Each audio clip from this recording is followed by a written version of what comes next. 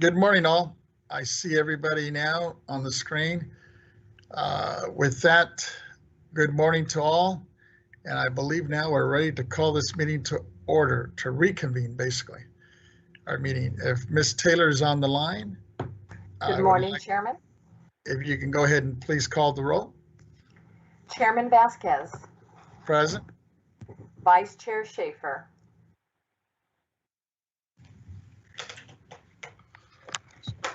Vice Chair Schaefer. Present. Member Gaines. Present. Member Cohen. Present. Deputy Controller Stowers. Present. So we do have a quorum. This meeting is now officially reconvened. And before we begin our order of business, just a friendly, once again, reminder, especially today, because I understand we have several other guests that are also sharing this one line with us. And I know we've, as the members, especially last Tuesday, everybody did a great job in making sure that we were recognized before speaking so our transcriptionists could properly identify who's speaking and record our minutes as accurate as possible. So for those of you that are guests today that I understand are on Teams with us this morning, please just appreciate your patience and to work with us with this technology that we're experiencing under COVID here. So with that, just another friendly reminder, when you're not speaking, if you would just please mute your mic, because otherwise, if we have 10 or 15 people on the line and everybody's shuffling papers, it can get pretty distractive and loud. So with that, let me just, before we begin our first order of business, Member Gaines, I think, wanted to make an announcement. I see his hand up, so let me turn the mic over to Member Gaines. Great, thank you so much, Chair Vasquez. I appreciate it. And we get very busy in life, and we've got to remember the importance of each additional year that we live and make the most of our lives. And so I just want to take this opportunity and recognize our chair, Tony Vasquez, who is, it's my understanding that he's going to celebrate a birthday tomorrow. And so I just wanted to wish you a happy birthday, Tony, and hope you have a great time with your friends and family. Thank you, thank you. I wish I would be able to celebrate it in person with all of you and many others, but this COVID has really taken us back. I mean, now at least I'm able to gather with some family and some friends that are that I usually occasionally see anyway. But right, yeah. It's not the same. Yeah. Well, enjoy it as best you can. Thank you. I appreciate it. Vice Chair Schaefer seconds. Sure, that. Go ahead, Vice Chair. And usually when Ted makes an announcement, it's another grandchild. That's what I was prepared for. So glad to see you're out into the birthday business now. Thank you. Thank you. Was that I don't know if I saw a physical hand from Member Cohen, or was that something else? I just wanted to join in with the rest of my colleagues in wishing you a happy birthday. Thank you, thank you. Actually, when you asked for the time this morning, Member Gaines, I thought you were going to bring up, and since you didn't, I will bring it up just briefly. I noticed last Tuesday, I should have brought it up, this historical bipartisan infrastructure bill that just passed, and now we have our president just signed it. And as I was looking at it, what that it's going to generate, I mean, for California, it's huge. I mean, for the whole country, it's going to be huge. It's coming up to like over 25 billion to repair highways, right? And something like 4 billion to repair bridges, close to 10 billion to improve our public transportation. And then the one that caught my eye was I think they set aside close to almost four. I think it's actually, where did I see it here? for wildfires. They set aside several billions also to help with that. But the key thing is that, all this infrastructure that's going to happen here in the next few years, it's going to create some good paying quality jobs for Californians and many more throughout the U.S. Looking forward to working with that. Oh, here it is. I think it was 84 billion, or not billion, but million, to protect against wildfires. And a lot of that is in our state of California. So, and I know, Member Gaines, and you're right in the thick of a lot of those wildfires up north. So hopefully that will filter down to your neck of the woods, especially for a lot of those families and farmers that have experienced some of those devastations, especially with these wildfires. Oh yeah, we've had a tough time in my district, and no, I know, I've been seeing it on the news. Do everything we can to try to plan for the future so that they're not. With proper forest management, I think we can make some huge inroads, and with some logging too. I did notice on Highway 50 that they are doing some logging right along the roadway, and they got on that quickly. And those are areas that were burned out by the Caldor fire. Yeah, I have a good friend that spends a lot of time. He has a business up in Yosemite, and he was sharing with me, there's so many dead trees up there still, and they've cleared several, but it's still a real fire hazard, and they're real worried about those igniting. Good morning. I was wondering, are we going to be starting soon? Yes, I'm sorry. Are we ready? Thank you. Yeah. Did you have a question about that, Member Cohen? If not, let's go ahead and let's get going on that. Let me have Ms. Taylor, if she would please announce our first order of business. Our first order of business today is an announcement regarding public teleconference participation.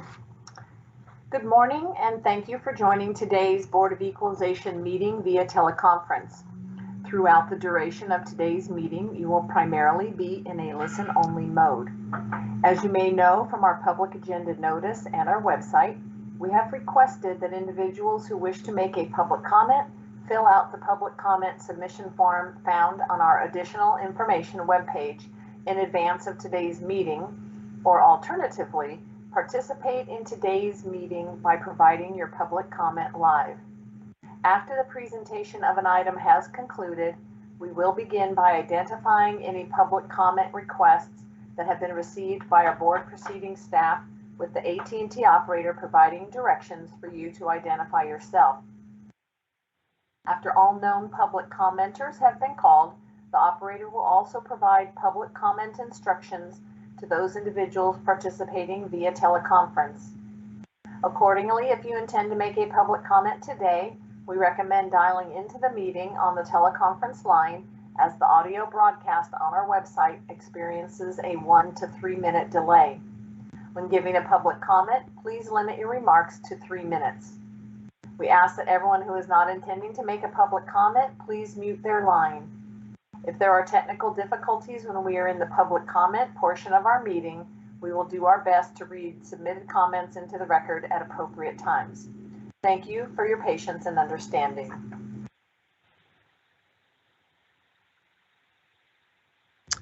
Thank you, Ms. Taylor. Members, are there any members that want to have any opening remarks before we begin our first item here? Seeing none, Ms. Taylor, if you would please call our first item of order of business. Our first item is J1, Administrative Consent Agenda, Approval of the Board Meeting Minutes. The revised minutes of October 19 through 20, 2021 were distributed yesterday for your consideration.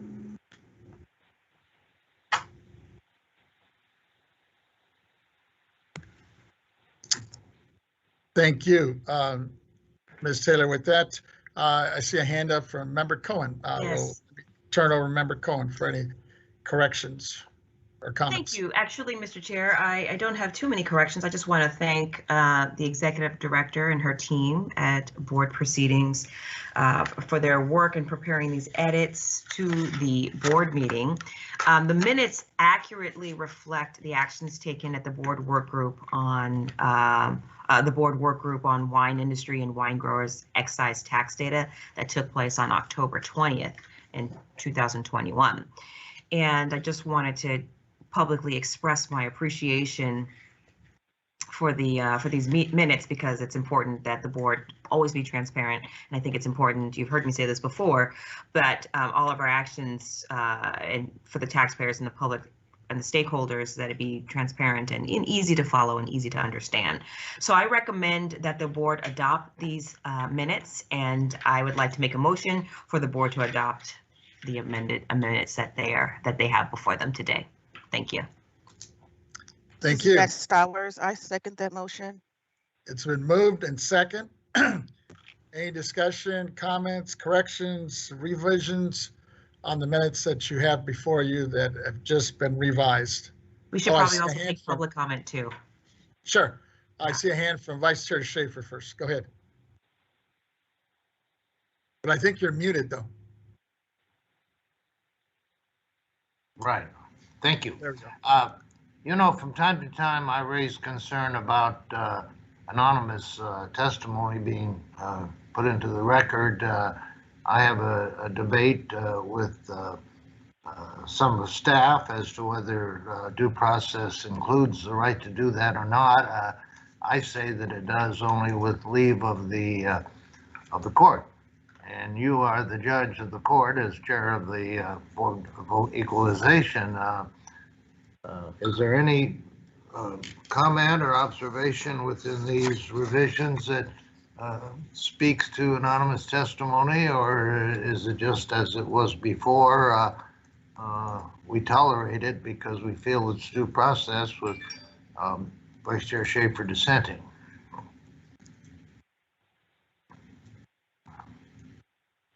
Is there anything in there on the issue of anonymous testimony, or does that occur? I didn't notice that. I didn't see that, but let me ask Member Cohen. I didn't catch anything. on No, that. the answer think is so. simple, Yeah. no. Thank you. With that, if there's no other comments or questions or revisions from any of the members, let me just check with Ms. Taylor and see if there's any written comments that came in since we announced this last Tuesday. There are no written comments on this matter.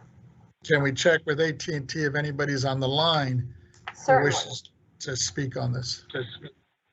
AT&T moderator, can you let us know if there is anyone who'd like to make a public comment on this matter? Okay. Ladies and gentlemen, if you'd like to make a public comment, please press 1, then 0. Once again, if you'd like to make a public comment, please press 1, then 0.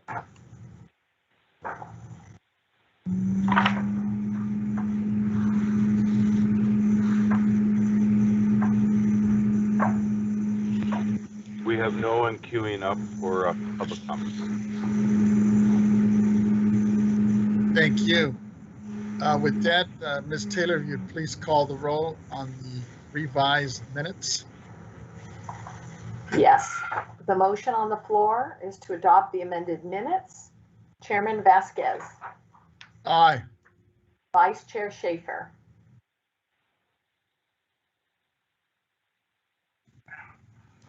Aye. Member Gaines, Aye. Member Cohen, Aye. Deputy Controller Stowers. Aye. So that's unanimous of all those present. With that, if I can get Ms. Taylor to please call the next item.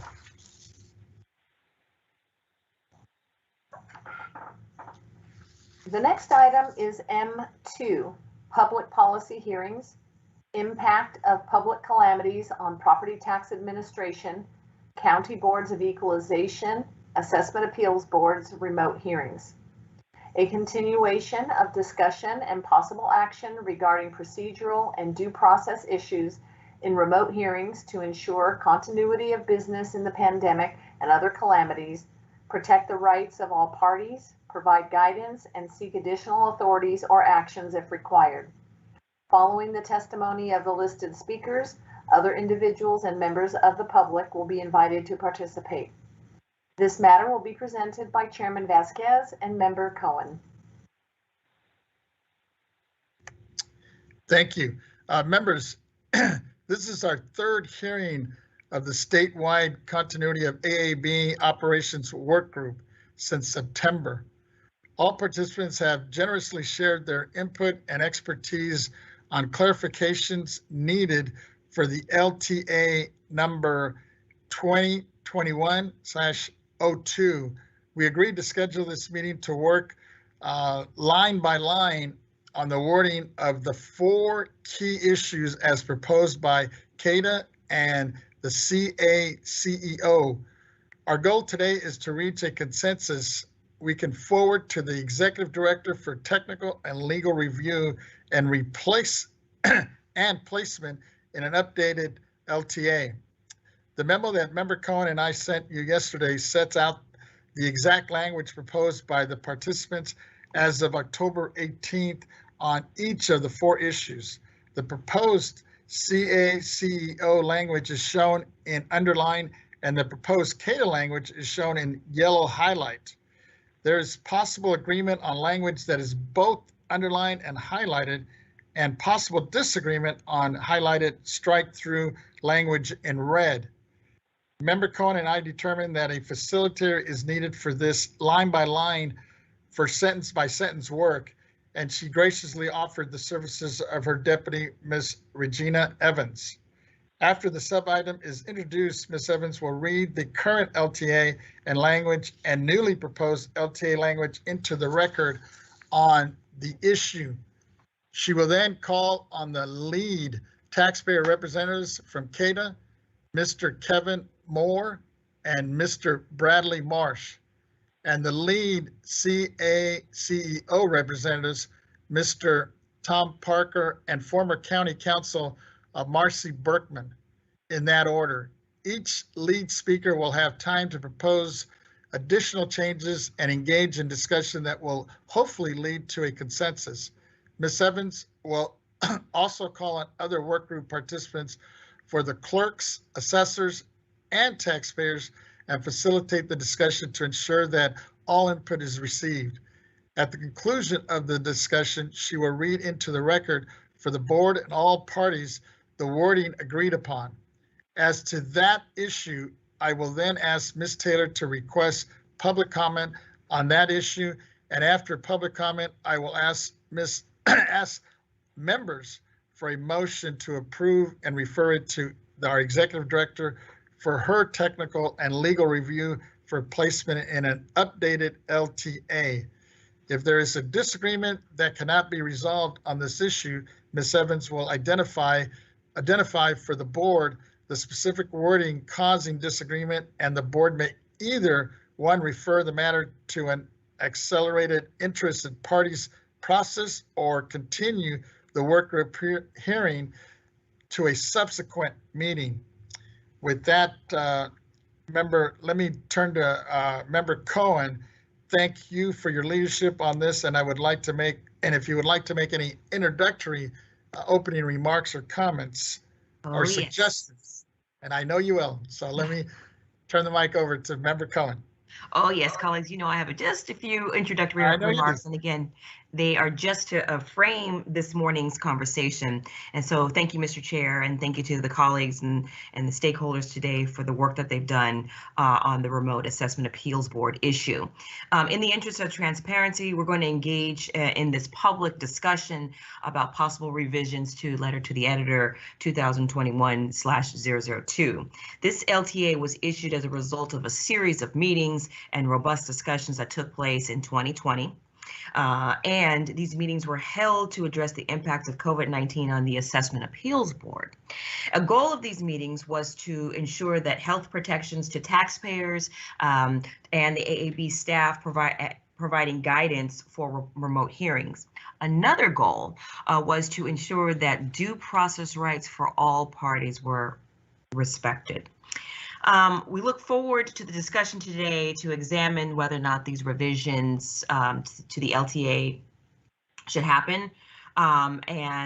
Based upon the consensus reached during these discussions, we anticipate that consensus language can be submitted to the BOE staff for technical and legal review. My chief deputy, who many of you are very familiar with, Ms. Regina Evans, will serve as the moderator for the stakeholder discussions. And Mr. Chair, thank you. I turn the meeting back over to you. Thank you. If there's no other hands or comments, let me go ahead and have Ms. Taylor, if she would please call sub-item A. Our first sub-item is A, report on communications received regarding remote AAB hearings. The speaker for this item is Brenda Fleming, Executive Director, California State Board of Equalization. Good morning, members. We're looking forward to a wonderful day and hearing this very robust discussion on this important matter to address the AAB issue. And we're looking forward to getting really good content from this material so that we can reissue the updated LTA on this item. Members, on this part of my presentation is just a note if we've received any additional or new material. And for your reference and for the record, the only new item added here is the memo that was dated November 17th under the signature of our co-chairs for this matter, Mr. Vasquez and Ms. Cohen. And so that material has been attached to PAN for your reference. That material will be referenced during the course of this discussion. And if there's any questions, members, we're available. Otherwise, that's the only thing that is attached as new material for this item. That concludes my report. Thank you. Members, are there any comments or questions of our Executive Director? Hearing and seeing none. Do any of the work group members have any questions or comments for Ms. Fleming?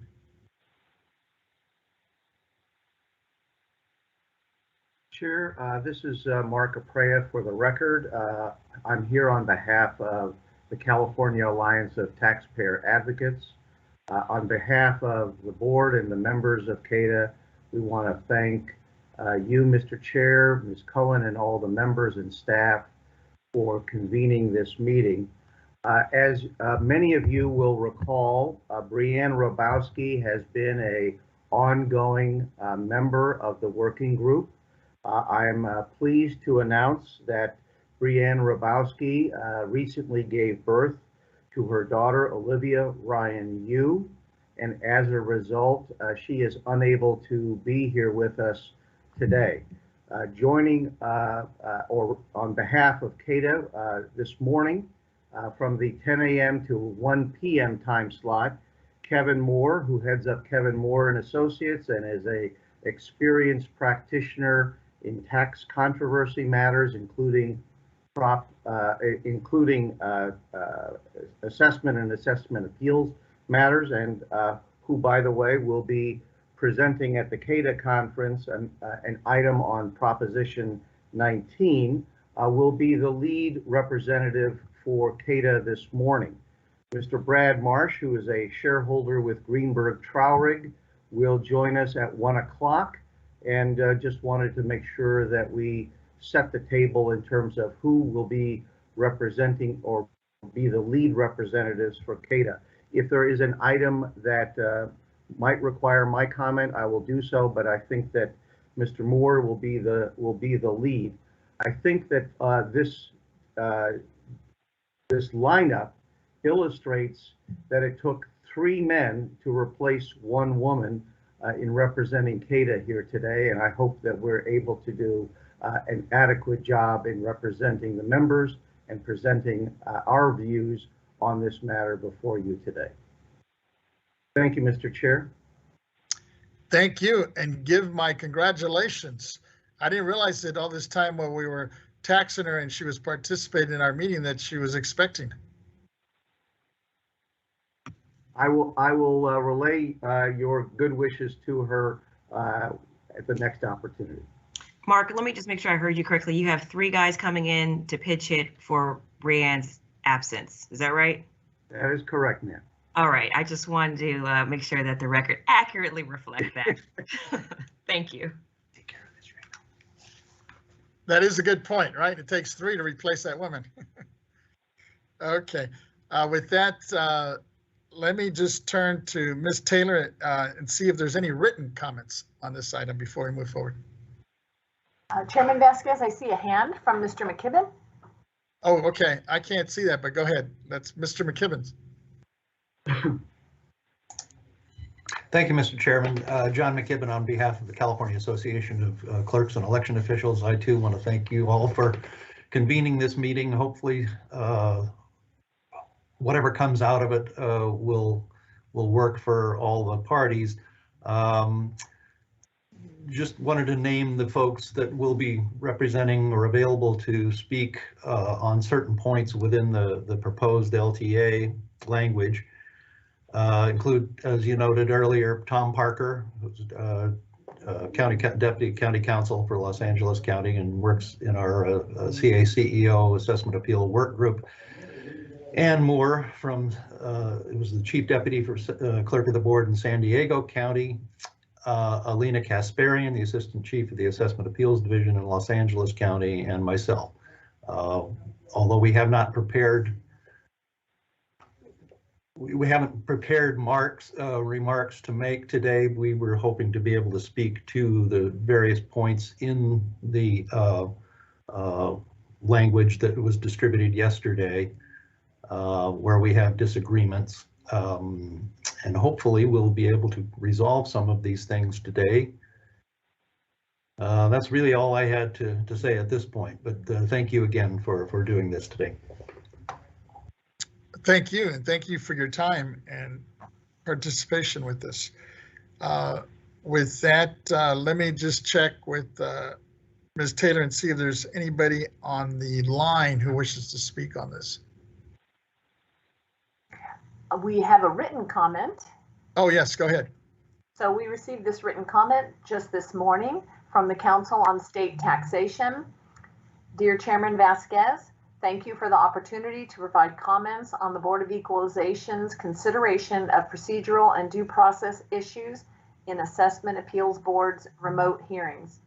On behalf of the Council on State Taxation, COST, I urge you to 1, preserve taxpayer due process rights by ensuring taxpayers have an option for in-person hearings as a fundamental right, and 2, reject arbitrary document submission dates and align document submission rules with in-person hearing practices.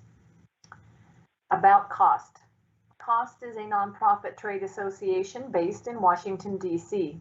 COST was formed in 1969 as an advisory committee to the Council of State Chambers of Commerce, and today has an independent membership of over 500 major corporations engaged in interstate and international business.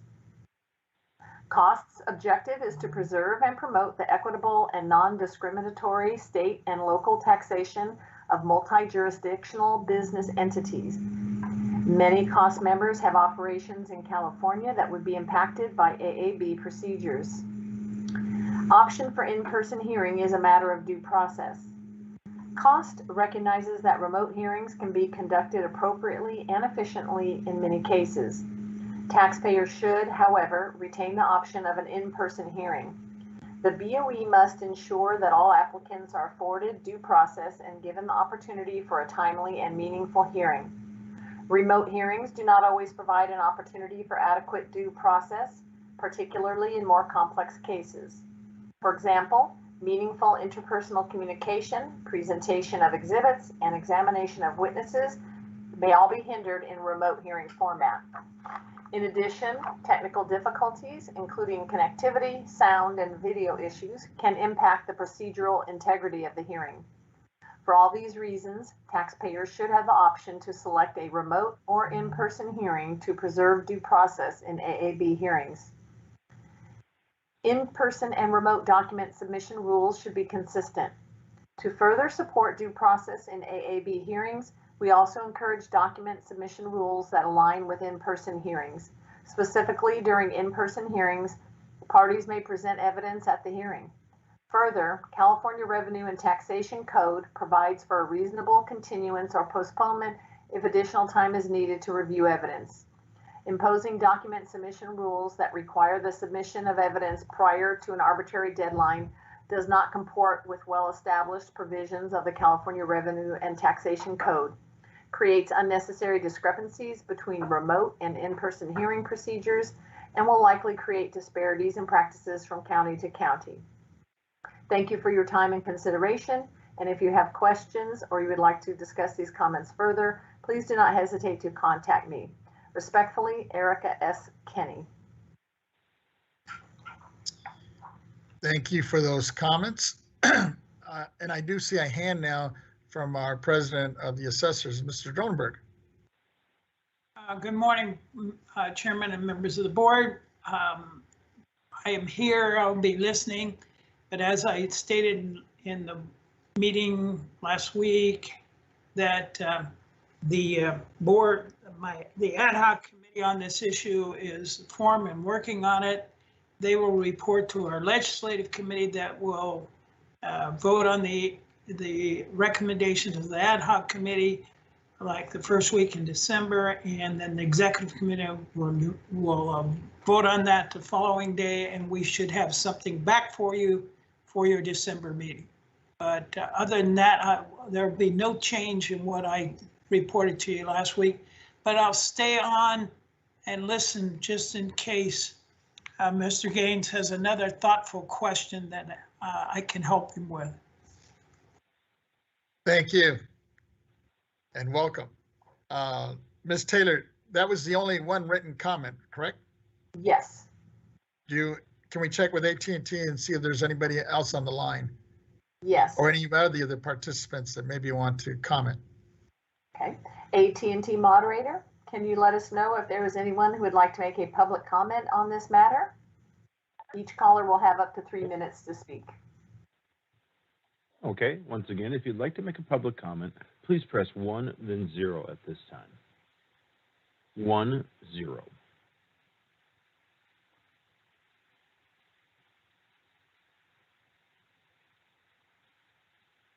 And we have no one in queue for public comment. Thank you. With that, Ms. Taylor, if you would please call our sub-item B. Sub-item B is follow-up report on surveys of responses received from AABs regarding remote AAB hearings and requests to clarify LTA number 2021-002. The speaker for this matter is John McKibben, Committee Chair, California Association of Clerks and Election Officials.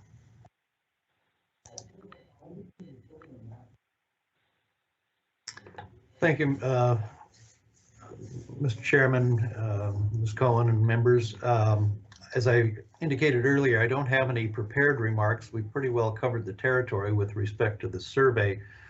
The one thing I do want to go on record and stating, again, our aims here are to ensure that there is adequate guidance with regard to remote appeal hearings, because there are a number of counties that will continue to hold remote hearings even after everyone has gone back to also doing in-person hearings. There will be a few counties that will continue using remotes, some extensively. The points that have underlying our remarks that we have made both in writing and in your board's meetings, there's several things. Under the Constitution, it's our belief and understanding that the County Board of Supervisors is the body that has ownership of the appeal process. They may choose to delegate that to the Assessment Appeals Board and to the clerk as an administrator, but ultimately it's within the authority of the County Board of Supervisors to determine what format of hearing, remote or in person or both, will be held, and procedurally how those are going to go forward. based on local rules and direction, guidance provided by the Board of Supervisors. We feel that it's important that that be preserved and not eroded in any way by an LTA from the State Board of Equalization. Secondly, our experience with remote hearings has shown that under the existing LTA, it's resulted in a notable increase in the number of appeals that get postponed. Under the LTA, existing LTA, it's a matter of right for a party to demand and receive a postponement. What that's doing is it's aggravating the problem that we already have and have had ever since I've gotten involved with assessment appeals. That's been 38 years of vacated hearing dates that are vacated at a time where we can't backfill them with other appeals to be heard. So what this is doing, the practice that's developed based on the existing LTA, is that it's kicking the can down the road as far as appeals. We can't get them heard. We can't get them disposed of.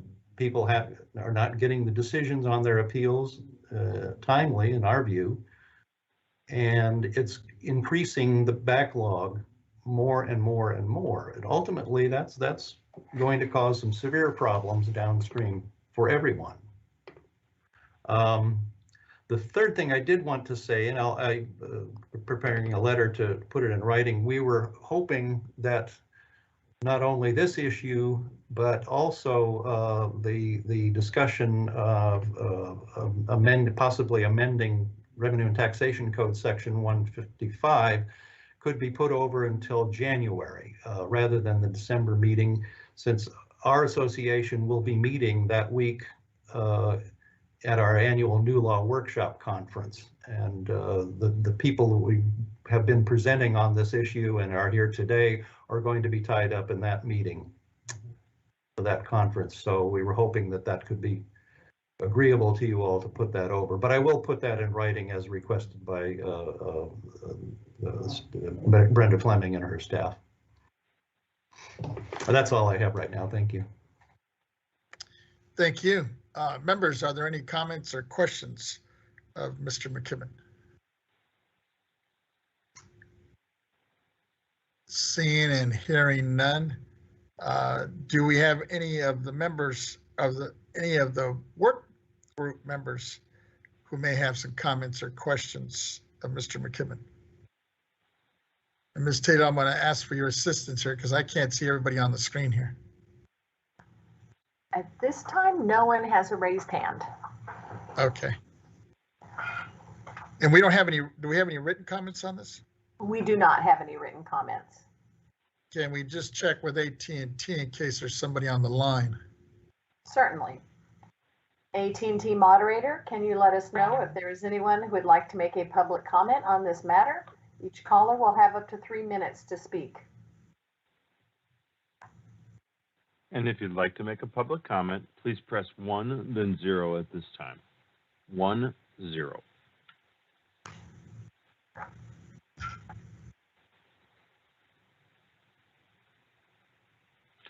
And we have no one in queue for public comment. Thank you. With that, Ms. Taylor, if you would please call our next sub-item. The next item, sub-item C, follow-up evaluation of remote AAB hearings, taxpayer representative perspectives, and clarification of LTA number 2021-002, which will be immediately followed by and combined with sub-item D, follow-up evaluation of remote AAB hearings, county perspectives, and clarification of LTA number 2021-002. Sub-item C and sub-item D are divided into 4 issues. First, the rights of AAB hearing participants, type of hearing, which has 3 sub-issues. The first sentence is on the rights of the hearing participants. The second sentence is on the due process. The third sentence is on postponement requests. time waivers and justification. The second issue, document submission. The third issue, scheduling efficiencies and notices. The fourth issue, information requests. The facilitator for both sub-item C and sub-item D is Ms. Regina Evans, Deputy to 2nd District Board Member Malia Cohen.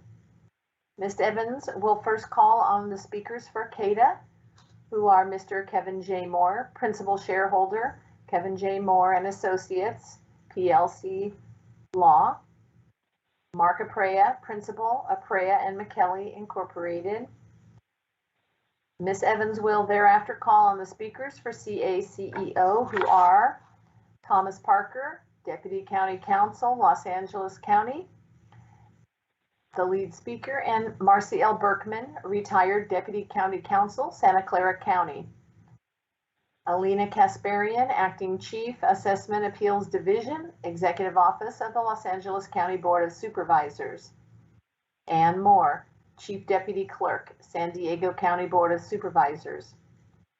Kyrene Gonzalez, Deputy Clerk of the Board of Supervisors, Sonoma County, and Honorable Ernest J. Dronenberg Jr., President, California Assessors Association, and San Diego County Assessor Recorder Clerk.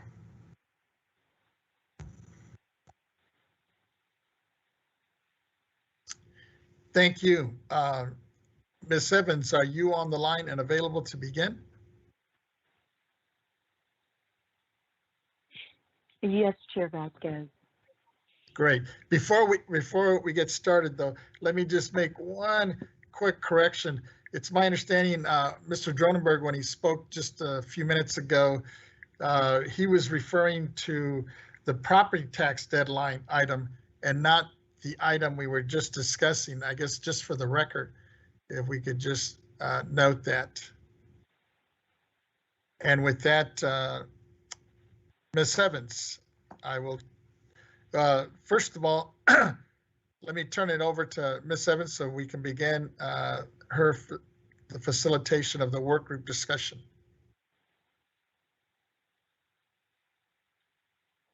Thank you, Chair Vasquez. With your direction, I would like to proceed with an examination of proposed edits to the letter to assessors 2021-002. I will read the edits proposed by the parties based upon the document that has been circulated and posted to the public agenda notice. I will then invite comments from the stakeholders. Our goal is to seek consensus to the extent possible. I will then read consensus language. I appreciate your patience and the patience of our stakeholders in this process.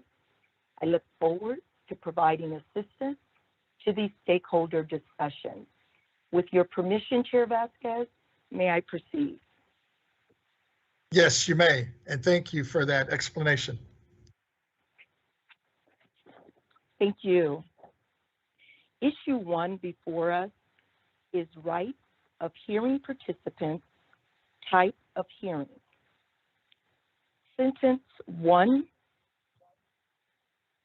in the conduct of remote hearings, it is of paramount importance that is required by Property Tax Rule 302, Subdivision A1, the Appeal Board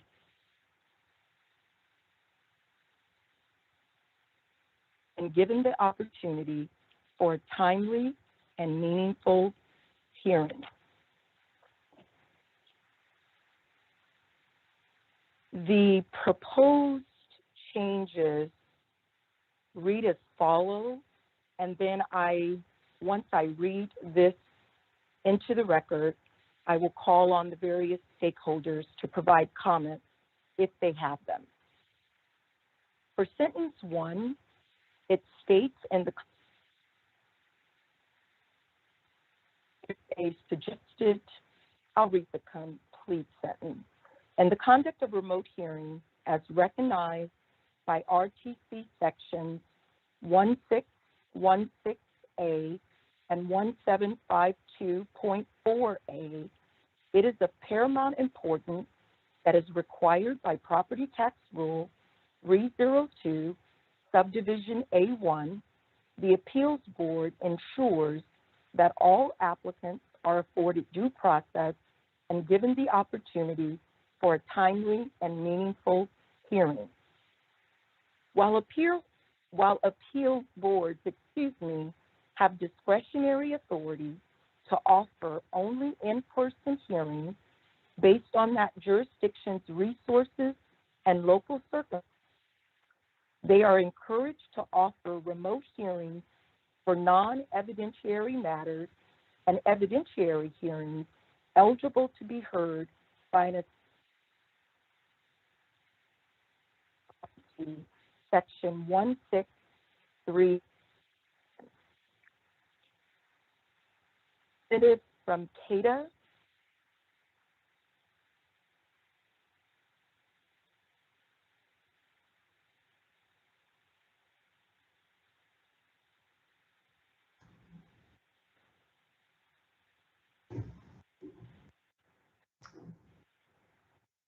This is Kevin Moore.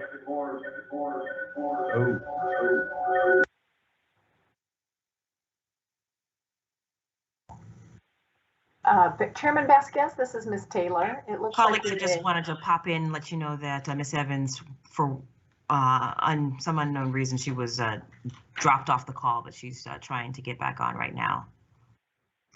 So just give her Thank you. a And brief. did it look like somebody from, I think it was Kata was going to speak? Was that queued up or no? I see Margaret Prey.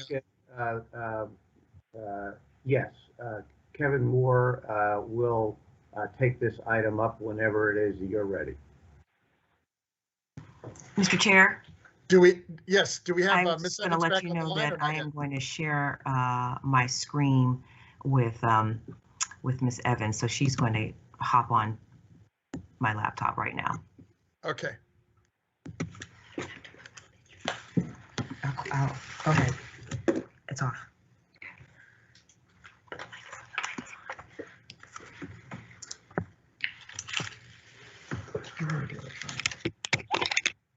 Good morning, members. This is Brenda Fleming, Executive Director. Chairman, if I could ask just for just a quick break, I think I can assist Member Cohen and Ms. Evans to get Ms. Evans set up in an environment. That way, Member Cohen can still be on screen and participating in the discussion, if that works for the board. Great. Thank you very much. All right, Ms. Cohen, we're calling you in just a bit. Okay. Sure, not a problem. About a 3-minute quick break. If you guys can just mute your mics. We'll give you 4 minutes here. Okay, thank you. We can make sure her network is stabilized. Thank you. Hold on. Thank you.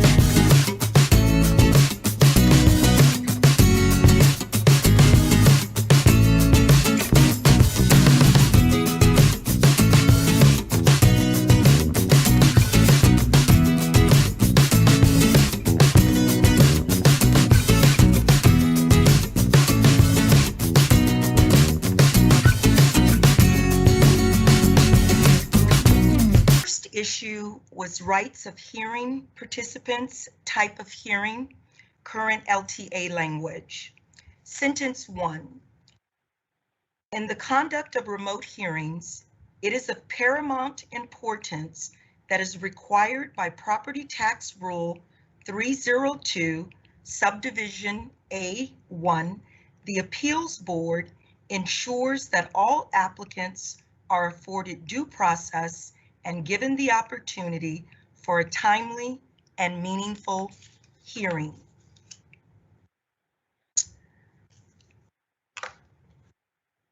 For sentence 1, I will read into the record the language that is being proposed. In the conduct of remote hearings, as recognized by RTC Section 1616A and 1752.4A, it is of paramount importance that is required by the Property Tax Rule 302, Subdivision A1, the Appeals Board ensures that all applicants are afforded due process and given the opportunity for a timely and meaningful hearing. While appeals boards have discretionary authority to offer only in-person hearings based on that jurisdiction's resources and local circumstances, they are encouraged to offer remote hearings for non-evidentiary matters and evidentiary hearings eligible to be heard by an assessment hearing officer under RTC Section 1637. At this time, I'd like to call on the parties for comment. First, we will start with the CADA representative.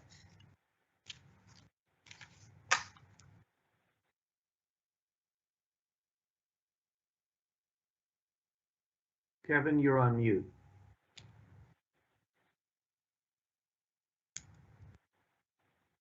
You're still on mute, Kevin.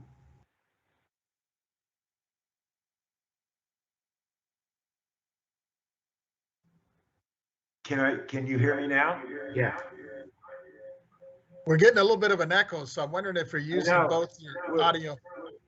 My audio is through the phone because I'm having problems with my speakers. So I just turned on my audio on the computer, and that's why we're getting the echo. So, Mr. Moore, this is Brenda Fleming, the Executive Director. Sir, if I can have you, it's fine for you to keep your telephone audio on, but what I will need you to do is go to your laptop, make sure that your volume on your speakers, your laptop speakers, and your microphone on your laptop are both turned off. So first go, there you go. And then secondly, if you can go to your speaker sound icon, make sure it's also turned off. You can resume. Now make sure that your phone audio. So we can't hear you, so is your audio dialed into the Teams environment? So sir, let's have you, Mr. Moore, if you can hear me. Can you hear me? Okay, let's go back to, let's turn off your phone for a second because we can hear you and it sounds like we were picking you up on your mic on your laptop. Let's have you turn your phone off or mute your mic on your phone. We can hear you fine. Mute your mic on your phone. Is it, you're hearing fine? Okay, I've done that. Okay, gonna need you to turn your phone off.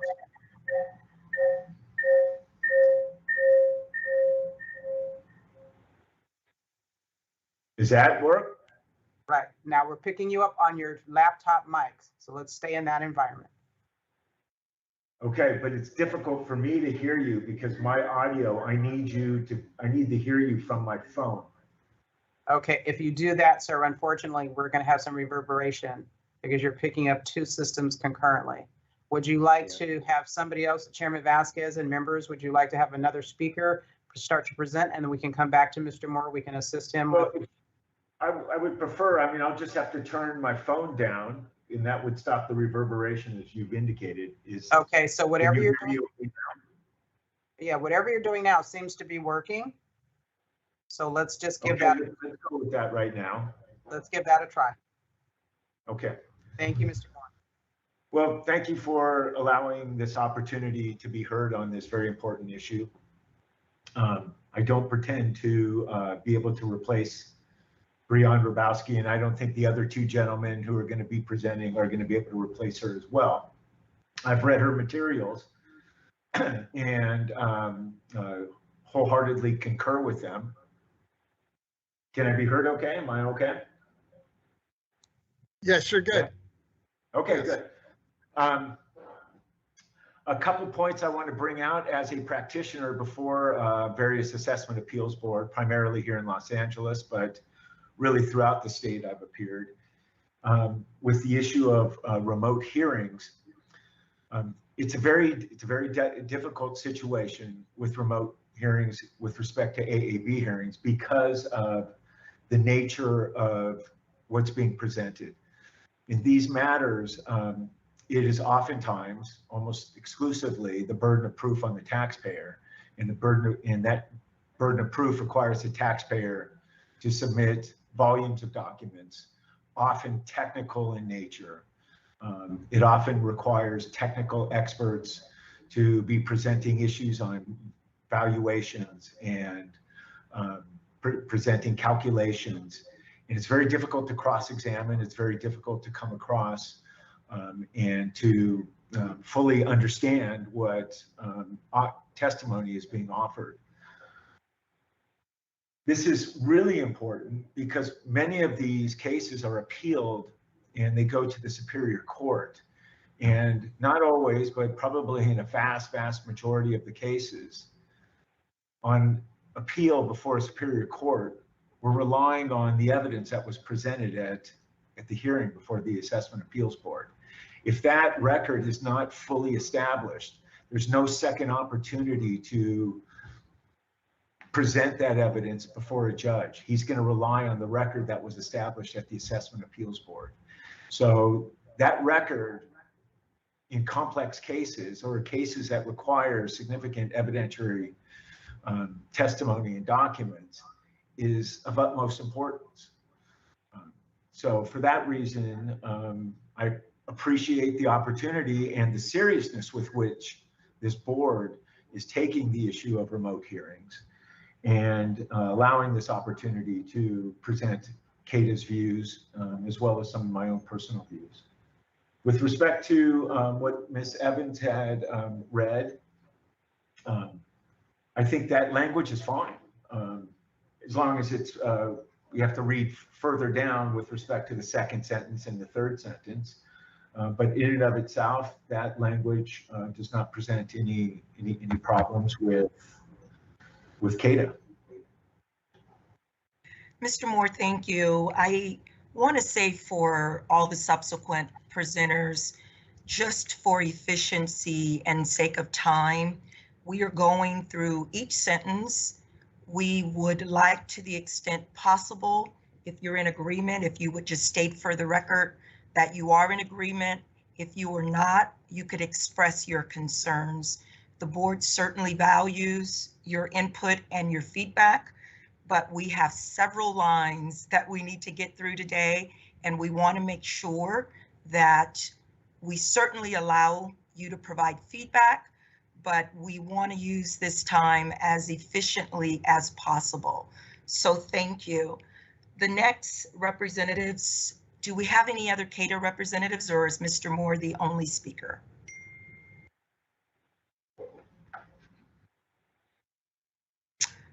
You're Okay. muted, Mark. Priya, I think I wanted to say something, but you're muted. We can't hear you, Mark. Mr. Moore has addressed this item that CADA has no further comment. Thank you. I got a question if I could.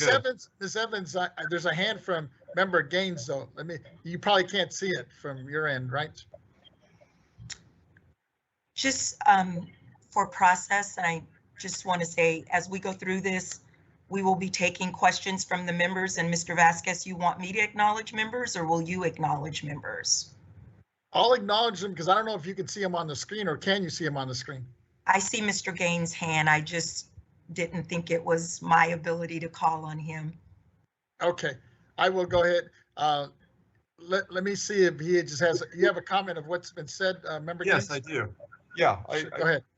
I think what Kevin Moore brought up is concerning to me. It's been concerning to me through the whole process, and that is, are you going to get due process in the event of a remote hearing that may not be accurately depicted and then moves on to a superior court? And so we don't have to get into a big discussion now, but I'd like to hear from the other participants and also from CADA through this process, because I also have concerns that were raised by John McKibben in terms of people continuing to delay their hearing over and over again, which slows the whole process down. So I would just like clarity in terms of how do we speed the process up, but at the same time give people the opportunity to have that public hearing, especially in more complicated cases. Thank you. That's it. Thank you. With that, Ms. Evans, you want to continue with your next speaker? Yes. Representative from the clerks, I believe we have Tom Parker, who will be followed by Marcy Berkman.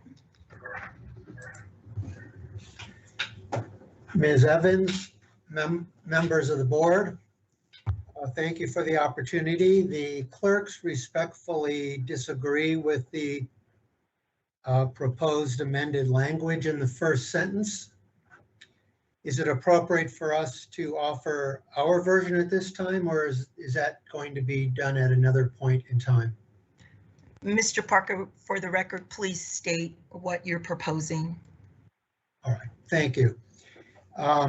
First of all, as a matter of placement, we would recommend that what has been identified as the first sentence in the November 17th letter of the State Board be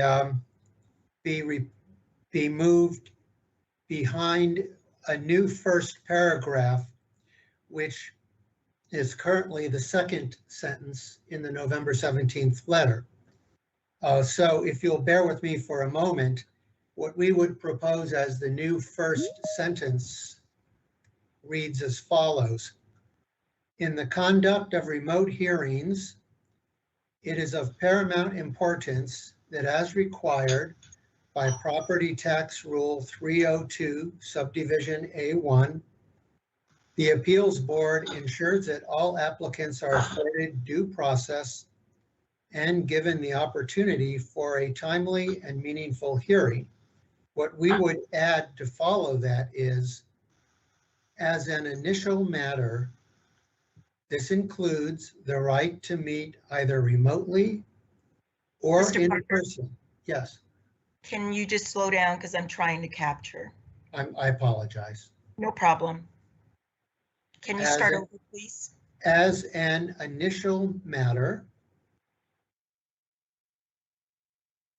this includes the right to meet either remotely or in person, comma, unless it is infeasible for the Appeals Board to hold a timely hearing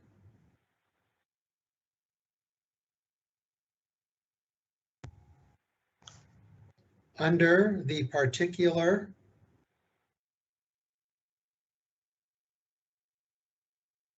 circumstances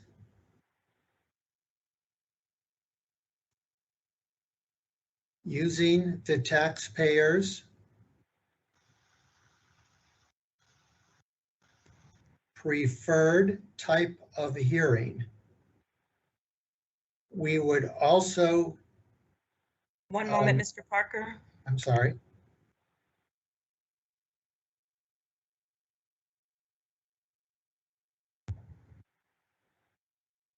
Okay, We would also propose striking as recognized by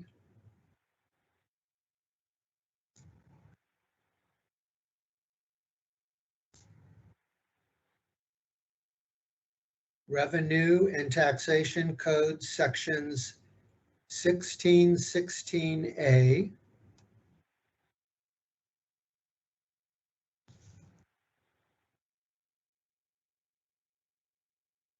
and 1752.4A.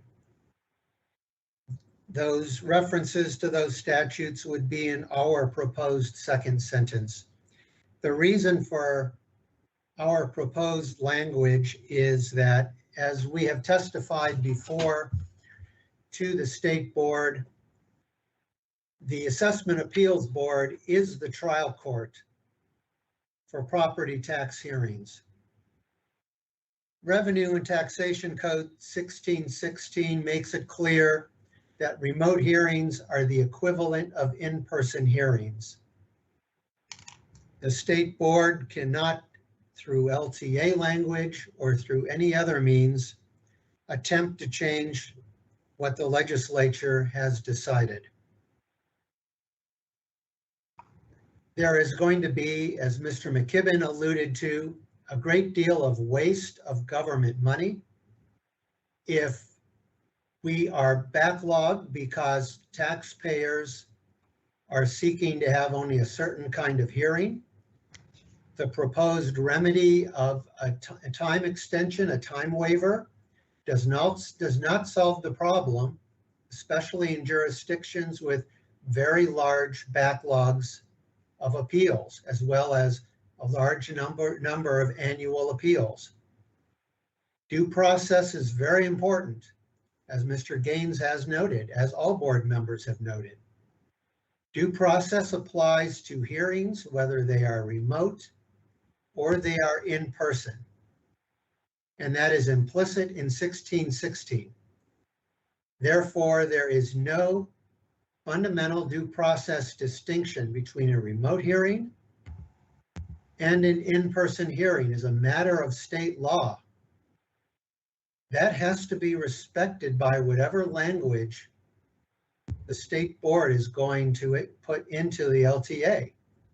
I would note as well that at the last board meeting, the State Board's own legal staff agreed with what I have just said about section 1616 in due process regarding remote and in-person hearings.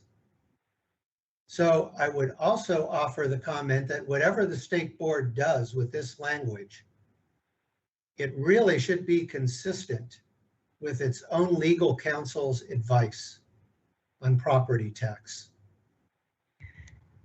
thank you, Mr. Parker. Ms. Berkman. Thank you. Retired Deputy County Counsel Marcy Berkman. I apologize for not having the camera on. My internet connection here isn't strong enough to hold the call very well if I do that. My overarching approach to the LTA is coming as someone who worked with the appeals boards for many years is that the more succinct and to the point we can keep them, the better. I think a lot of the language around due process is unnecessary because while due process itself is necessary, 1616A of the Revenue and Taxation Codes already tells us we can have remote hearings. And I think it's most useful to the appeals boards and the clerks to focus specifically on how we go about that. My suggestion would be at the beginning of the first sentence to just change as recognized by to as authorized by, because the two-sided RTC provisions authorize the remote hearings. So it would read, in the conduct of remote hearings authorized by RTC section 1616A and 1752.4A. With respect to the new language that starts with the word while I understand what both CADA and Los Angeles are striving at, I actually think that that entire section of language is redundant and doesn't necessarily clarify anything for anyone. The boards, whether it's the Board of Supervisors making the rules or the assessment appeals boards having been delegated that authority by the Board of Supervisors, innately have the discretion to determine for each jurisdiction what works best for that jurisdiction's assessment appeals board in terms of their ability to provide and handle remote hearings and in-person hearings. And so I would suggest we don't need that new language at all. However, to the extent it is there, I do have a concern about including the language about hearings eligible to be heard by an assessment appeals hearing officer. And where that concern stems from is in Santa Clara County, where I was the board counsel until I retired in July. Neither of our legal hearing officers and neither of our value hearing officers felt comfortable with the remote hearing process. All of them, we were truly blessed to have them really excellent at their jobs. And they had years of experience, and possibly because they had years of experience rather than being millennials, they did not feel as comfortable with the remote hearing process. They much preferred to be in the room where they could see the witnesses and where they could have the papers right in front of them and not be being distracted by multiple things going on a computer screen at the same time. And my concern about this new language is that it would feel like it was sort of pushing jurisdictions to offer remote hearings in the hearing officer context. And indeed, in legal hearings, they're often very complicated these days with trust issues that deal with trusts, and the trusts have LLCs or partnerships within the trusts, and it can be very paperwork intensive and very complicated. And my concern would just be that if we're encouraging an LTA that you offer remote hearings to hearing officers, that sort of pushing the counties into doing that, or pushing taxpayers into making an argument that says, you know, the State Board of Equalization prefers that you do this. And so my first choice would be to omit the new language entirely. And again, I don't currently speak for the county. I am retired, so I just speak on my experience. And my second choice would be to have language that would say something to the effect of, while appeals have discretionary authority to offer only in-person hearings based on that jurisdiction's resources and local circumstances, comma, they are encouraged to offer remote hearings for non-evidentiary matters. And here would be the new suggestion, and such other matters as the County Board of Supervisors or Assessment Appeals Board deems appropriate. Thank you. Thank you. Ms. Evans, while you're doing that, I know there's two hands up. I don't know, Mr. Aprea has been having his hand up. Let me call on Mr. Aprea. Mr. Chair, thank you. Chair Vasquez, I'm sorry, go ahead, Ms. Evans. if I may, just can I have a minute? Because everybody's speaking is just more comments that I'm trying to capture. So I was going to ask you, are you caught up, or should we give you a minute? Give me a minute. Okay. Ms. Berkman, just so that I can capture the final portion of your recommendation, such other matters, the County Board of Supervisors or the appeal boards, can you complete that? Or Assessment Appeals Board deems appropriate. Or deem appropriate. Thank you. Thank you. Thank you. Go ahead, Mr. Aprea. Mr. Chair, members of the board and staff, I would like to request, since it appeared Mr. Parker was reading from some language that they had prepared, it would be much easier for us to understand what it is he's proposing if he could submit that language through the chat, or otherwise submit it and then have staff not only have it, but present it to others on this call. And I think that that would make it a lot easier for us to respond on this call, as well as to with any follow-up to this meeting. Thank you. And I see a hand from Mr. Moore. Is that still a good one? Yes, it is. Mr. Chair. Still working Yes. with my, I'm here. Just 1 minute though, Mr. Moore. Ms. Evans, go ahead. Before we hear from Mr. Moore, I'm just wondering if Ms. Fleming can speak to how we're going to accept language through this discussion process. I was under the impression that all language had been previously submitted. And so as new language is being offered, is the goal to allow folks to submit that language, and in what process?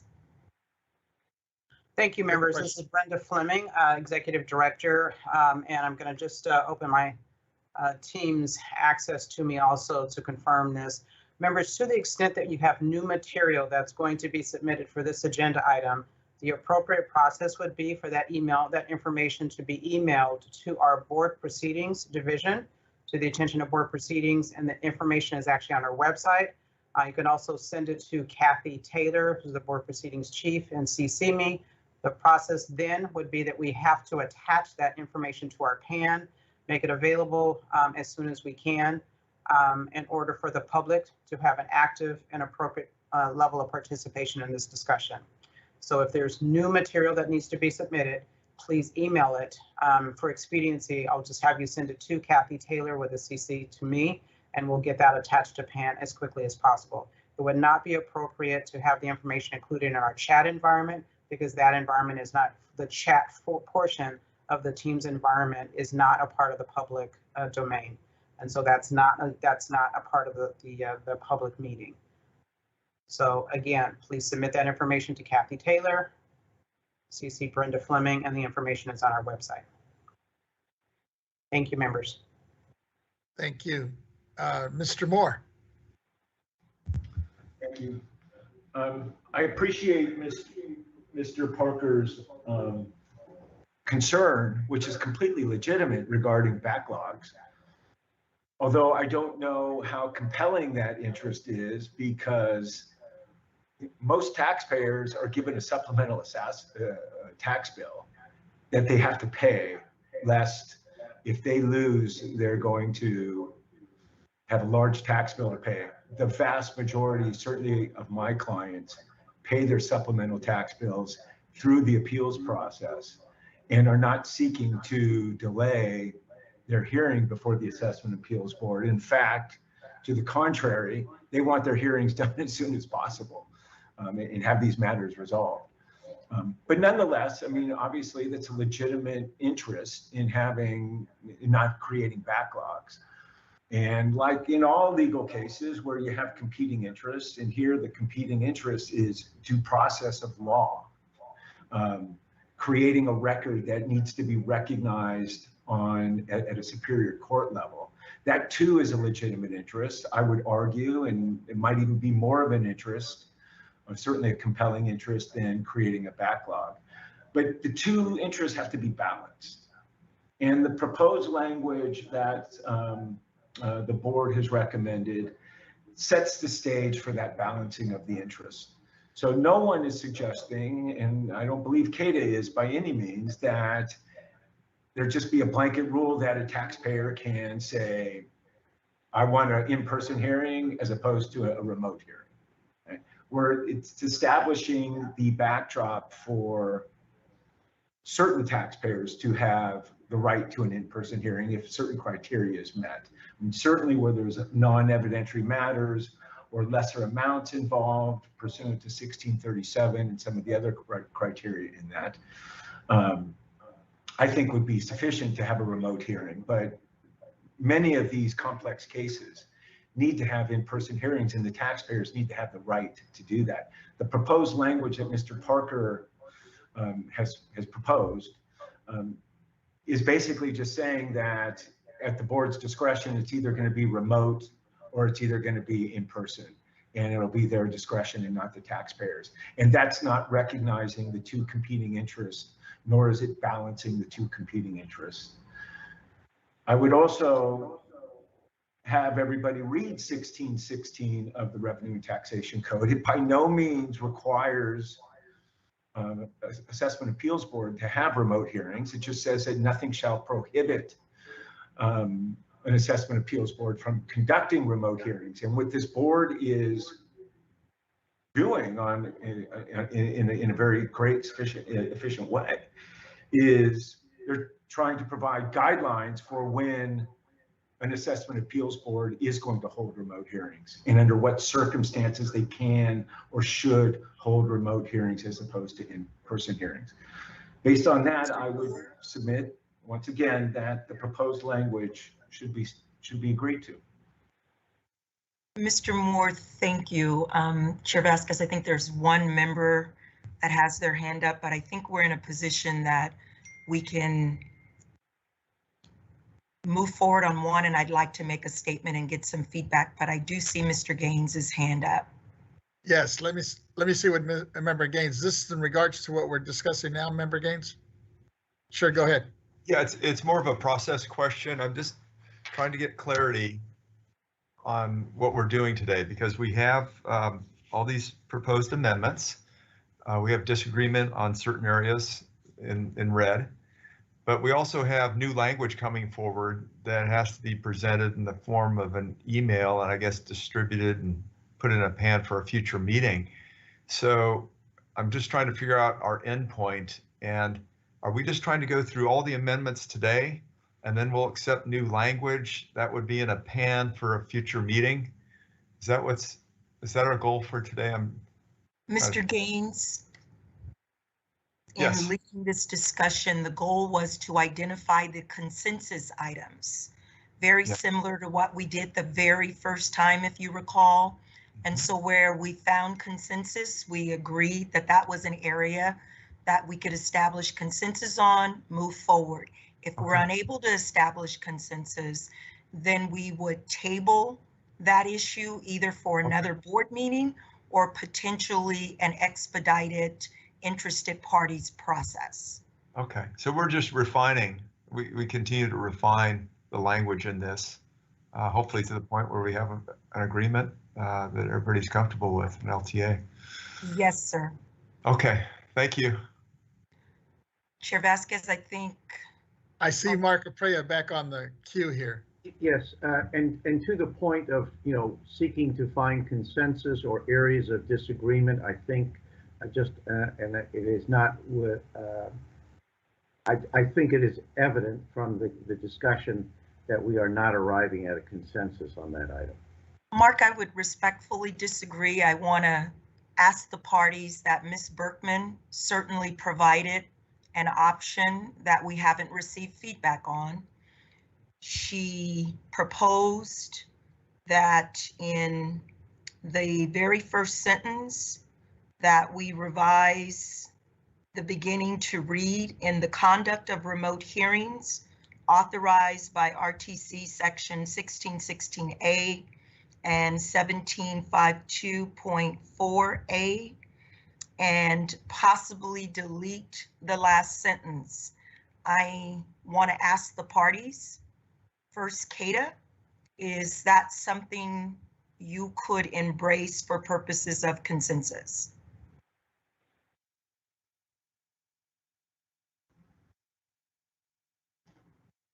So that would be, I have no problem with the use of the word authorized as opposed to as recognized.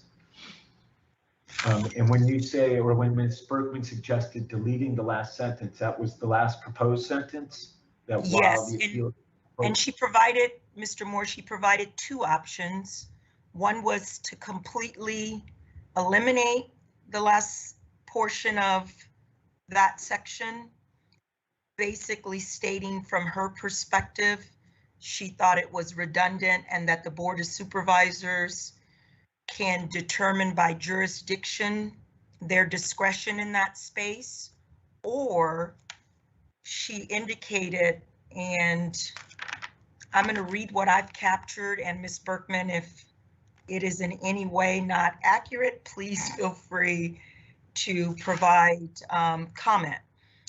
She said that leave that section as is, and then when you get to the end of that section, starting with non-evidentiary matters,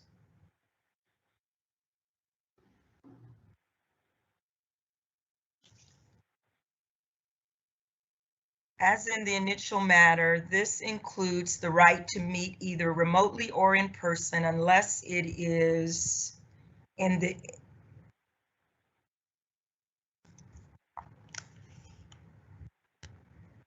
hold on one sec.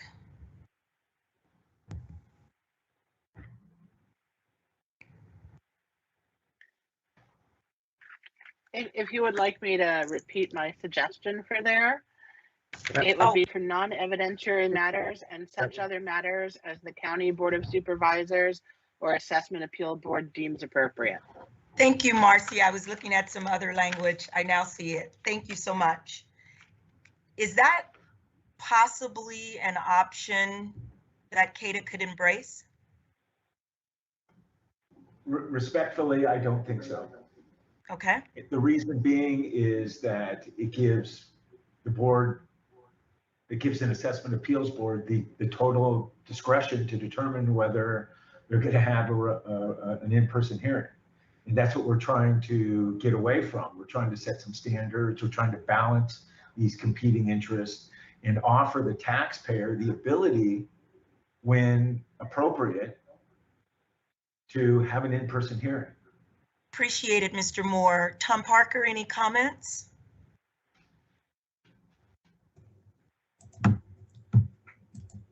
This is Thomas Parker on behalf of the clerks. I believe tentatively that the clerks could go along with the language proposed by Ms. Berkman from its view. However, we do know what Mr. Moore has just indicated regarding CADA's position on that language. So based on CADA's comments, we will state that we have no consensus on this section. I guess I will ask the parties, is it worth agreeing that we at least have consensus on the first sentence as proposed by Ms. Berkman of that section? Could you repeat the language of the first that you're referring to, please? The beginning would read, in the conduct of remote hearings authorized by RTC section 1616A and 1752.4A is the only change. Sounds like Mr. Parker said that would be appropriate. I'm just curious if CADA's in agreement.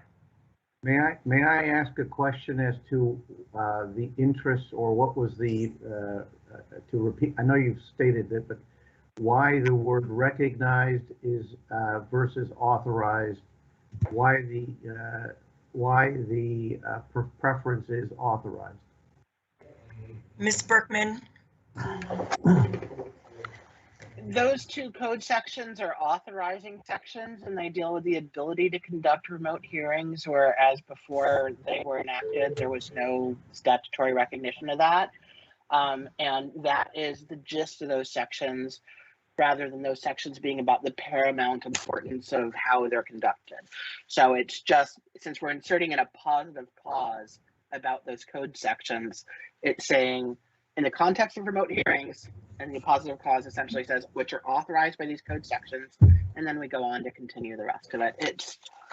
I'm an appellate attorney and literature major, and so I try to be precise. Thank you. I would just respond that again, to echo that which Kevin relayed earlier, that this is not a authorization, but rather it is stating that there's nothing shall be construed to prohibit a county board from conducting hearings remotely. So as opposed to, you know, section 1616A says that this chapter is authorizing a county board to conduct remote hearings. Thank you, Mr. Aprea. Mr. Parker, I see your hand up. Yes, I would just say in response to that point raised by both Mr. Moore and Mr. Aprea, that really the net and practical effect of this proposed language that CADA would seek to have included would have the net effect of prohibiting assessment appeals boards from any possibility of remote hearings, except for under the circumstances stated in this LTA. So that's a kind of a backdoor way of changing 1616 by saying you really can only do remote hearings in these stated circumstances, but not in the others. And so they really are adding gloss to legislature, which is not appropriate. Thank you. Thank you, Mr. Parker. Chair Vasquez, I see.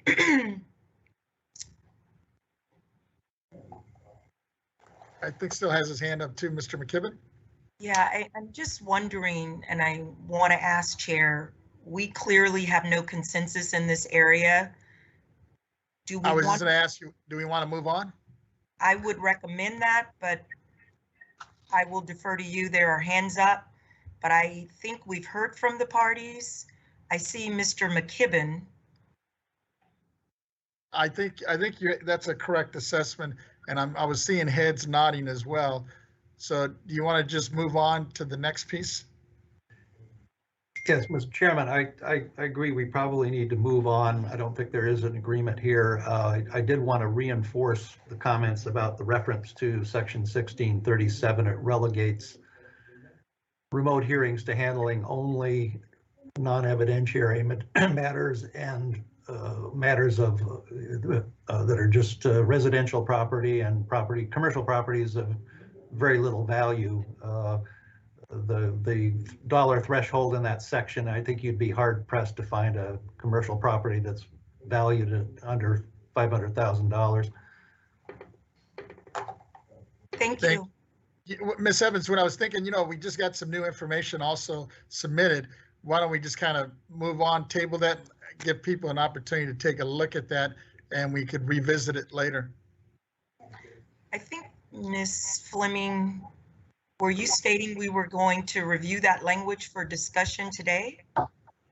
So it's the board's pleasure. So if there's material that is to be submitted today, it can be submitted to the process that I requested. We would have to read that as for consideration today. We'd have to read it into the record. So similar process to the public comment. We would make a reading of that material. We could also distribute it electronically for others, but we would have to read it into the record. It would be up to the board if you feel like that's satisfactory time to consider the matters and the material, or if you want to table those items to give more time and consideration of it, it could be deferred or tabled until the next meeting, to the December meeting. Chair, maybe as we go. That's what I was kind of thinking, Ms. Evans, because I know you have several pieces there, and I'm looking at some heads nodding here that might be the most appropriate to give people a little bit of time to take a look at it. Thank you. Okay, well, let's go to the second sentence. And maybe I'll state to the parties for clarification, because of the non-consensus on sentence 1, does it make sense to even entertain sentence 2 and sentence 3? Because they're directly correlated. First, Kata.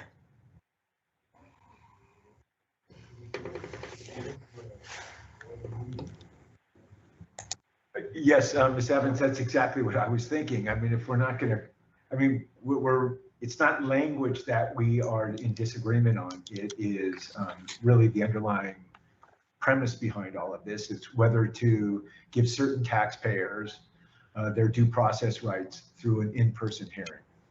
And that's what sentence 1's about, that's what sentence 2's about, and that's what sentence 3's about. So without some kind of understanding or agreement on that broad issue, I don't think going to these specific issues here in sentence 2 or 3 would yield any results. And Mr. Parker? I would agree with most of what Mr. Moore has said. The second sentence is inextricably part of the first sentence in terms of concept and impact. And if we don't agree on the first, we're not going to agree today on the second. So I would agree with that. I would say on the third sentence that there is possibly some agreement in my view on the third sentence, but I think that's worth at least a brief exploration to see if I'm correct or not. Thank you, Mr. Parker. Ms. Berkman? Thank you. I think that I view that first sentence as introductory. I think it's worth going through the remaining sentences. I recognize that as an overall view, CADA and Los Angeles are at odds in that CADA wants to be able to say due process requires you give us a personal in-person hearing if we want one, and Los Angeles wants to be able to say due process is due process, and if we only offer remote hearings, that's fine and does not violate due process. From my personal perspective, the statute authorizes a jurisdiction to conduct remote hearings if it wants to. And whether due process has been afforded in a case is going to work out on a case-by-case basis. But given the existence of 1616A and 1752.4A, one can't circumscribe by regulation whether due process requires you to have, or by LTA, whether it requires you to have all in-person hearings or requires you to have remote hearings. I don't think it's appropriate for a taxpayer to require a jurisdiction to provide an in-person hearing if they don't for that type of hearings, or to require a remote hearing if the jurisdiction doesn't for that hearings. Just like in the superior courts and the appellate courts, it is the court, here the AAB, to make that decision. I don't think any amount of time and any amount of meeting and going over details is going to bring Los Angeles and CADA to consensus on that issue. And I think that the best thing to do is to revise the LTA and a general approach and deal with specific issues. For example, a sentence or two farther on, we go into the rules regarding postponements and documents and things like that. And I think that the LTA can be revised in that respect, and I think revisions can be made to sentence 2 and 3. And I don't think any amount of time is going to bring LA and CADA to agreement on the main dispute between them of whether the CADA gets to demand an in-person hearing or Los Angeles can say we're only holding remote hearings. Thank you, Ms. Berkman. I think Mr. McKibben wanted to weigh in here. Mr. McKibben? But you're muted though. Sorry about that. I should know by now. I agree with a lot of what Ms. Berkman has to say, but one thing I don't want to have remain is the misconception that this is a disagreement between CADA and Los Angeles County. It's a disagreement between the Clerks Association. Yes, certainly Los Angeles County has some strong feelings in that regard, but we're trying to come to you with as close as we can come to a consensus of the clerks who are in active involvement in this process. So it's all the issues that we're discussing is a concern to San Diego County, to Los Angeles County, to Sonoma County and other counties that have weighed in on this. The other thing I want to say is that I haven't had a conversation either in writing or orally in our meetings and exchanges between and among the clerks, where the clerk is saying they're not going to make every reasonable effort to try to accommodate a taxpayer's request for a certain format of hearing. That's something we're all going to do. Even the evil Los Angeles County is going to do that to the extent that we can. It's a reasonable thing to do, but you have to remember that there are two parties in this process. What if we have a situation where the taxpayer wants one format and the assessor insists on the other format? We flip a coin, or is it going to be the judgment call of the board or the clerk? And that's really all. Thank you so much. Thank you so much, Mr. McKibben. Based on the comments that were made by the various members of the work group. We're going to move to sentence 3, and I'm just going to ask for the record, is there items in sentence 3 that CADA is in agreement with? As delineated in the document that is before us. And I guess I should ask for clarification. Ms. Fleming, Mr. Nanjo, should I read this entire section into the record? Or can we just discuss? Yes, for the record, so the material is attached to Pan, but since we're in the portion of discussion, just as though there were a speaker here, it would be appropriate to read the language into the record. Best practice. I would concur. Thank you. Thank you. Third sentence, participants may, as a general matter, reject a remote hearing and receive a postponement until an in-person hearing is available, or may reject an in-person hearing and receive a postponement until a remote hearing is scheduled, provided that the local appeals board offers remote hearings. Therefore, if an appeals board does not or cannot schedule a remote hearing or an in-person hearing as requested by the participant may avail themselves of postponement of the hearing in accordance with Rule 323, provided that the applicant signs a written agreement to extend and told indefinitely the 2-year limitation period provided in RTC section 1604, subject to termination of the agreement by 120 days written notice by the applicant. Postponement requests which do not procedurally comply with Rule 323, both of right and discretionary, need not be granted by the appeals board, provided that the appeals board, based on all the circumstances, finds that the requesting party could have complied with Rule 323, had the required statutory and regulatory advance notice of the hearing, and cannot provide a reasonable factual basis for the non-compliant postponement or continuance requests.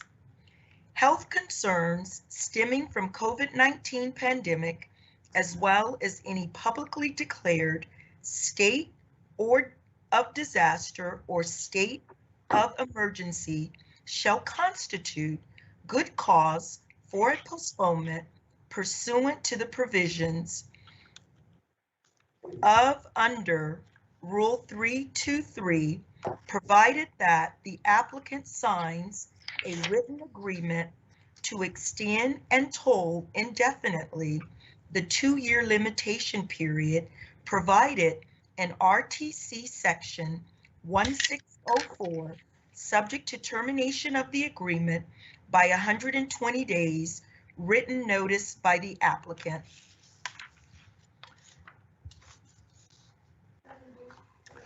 Any applicant disclosed medical information voluntarily provided to the appeals board must be treated and maintained appropriately as required by HIPAA and other relevant statutes and regulations.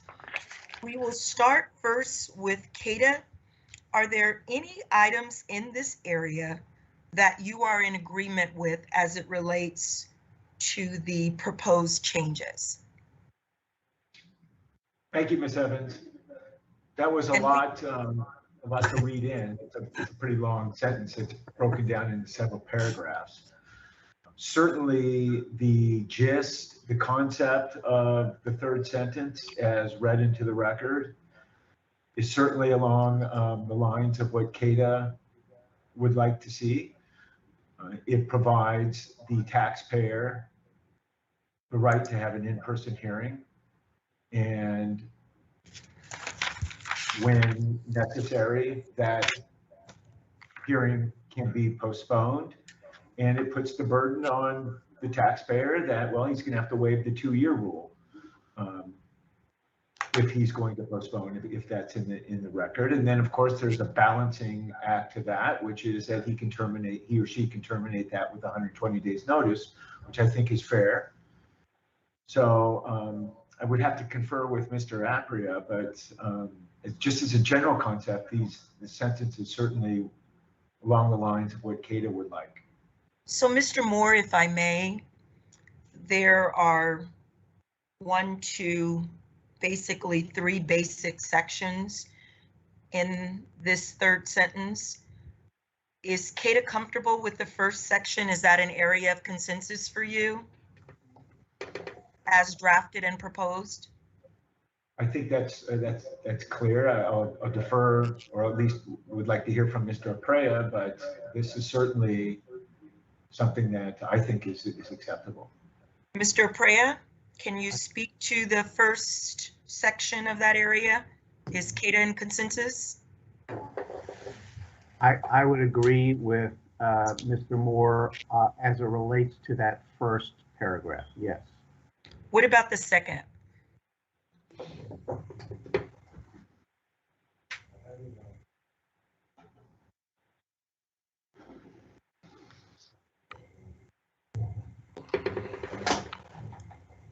I'm looking at where there are differences so that I can comment appropriately. Just give me a moment, please. My sense is that it's okay. I'm trying to really decipher the meaning of it. What it seems to be saying is that if a postponement is going to be requested because an in-person hearing is requested, and that in-person hearing can't be held within the 2-year limit, that the appeals board could deny that request under certain circumstances as stated in this. Right? I'm trying to make sure that that's what it says.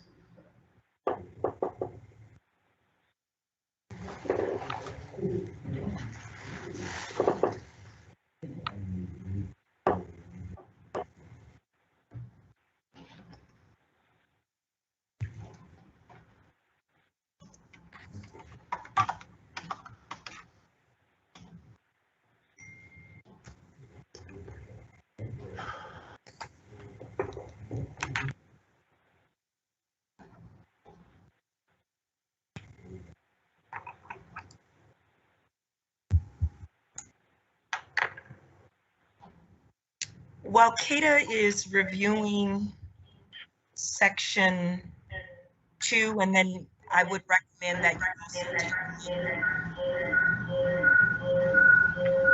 add section 3 that references HIPAA compliance.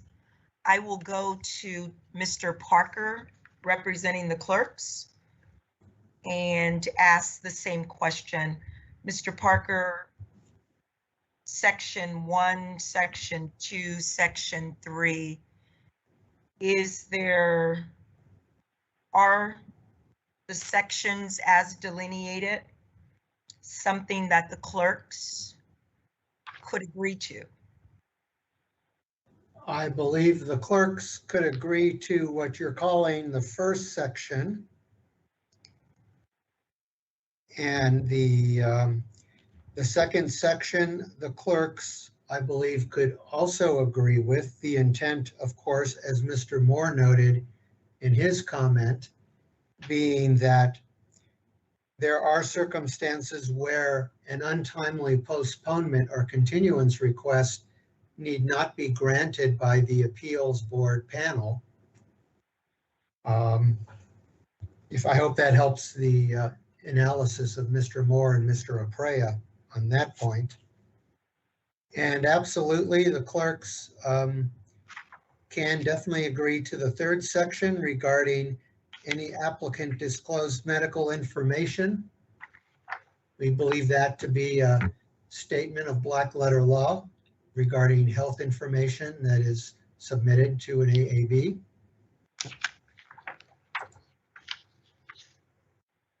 Thank you, Mr. Parker. Ms. Berkman, any comments?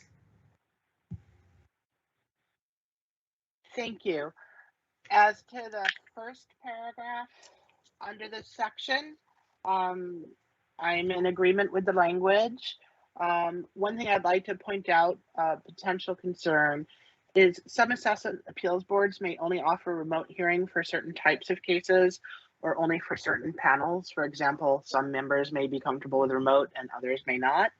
And I would just hate in the future for anyone to argue, you know, hey, you order remote hearing, you authorize remote hearings for pre-hearing conferences or for this hearing officer, and I'm not going to let you go to hearing until my particular board gives me a remote hearing. So that's just a concern of mine, but you do have my consensus on the paragraph. On the second paragraph, the one that pertains to postponement requests, my concern with the paragraph, it feels to me to be long and unwieldy and perhaps fomenting future disputes where not necessary in order to effectuate its purpose. My suggestion would simply be to say postponement requests which do not procedurally comply with Rule 323 need not be granted by the appeals board, full stop, because they already have that authority. And I think going into the full detail on that is just potentially raising future problems. So I could live with this language, but my preference would be just full stop where I suggested. With respect to the portion about HIPAA, I would first like to point out that HIPAA is spelled incorrectly. It's HIPAA.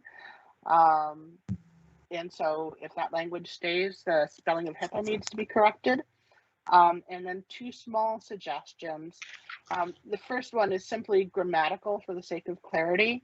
And my suggestion there would be to state health concerns, comma, whether stating from the COVID pandemic or from other publicly declared state of disaster or state of emergency, comma. Just because I think that without making any substantive change reads more clearly and prevents any ambiguity. And then Ms. the Berkman, portion that deals, yes. Where would you amend health concerns into that sentence?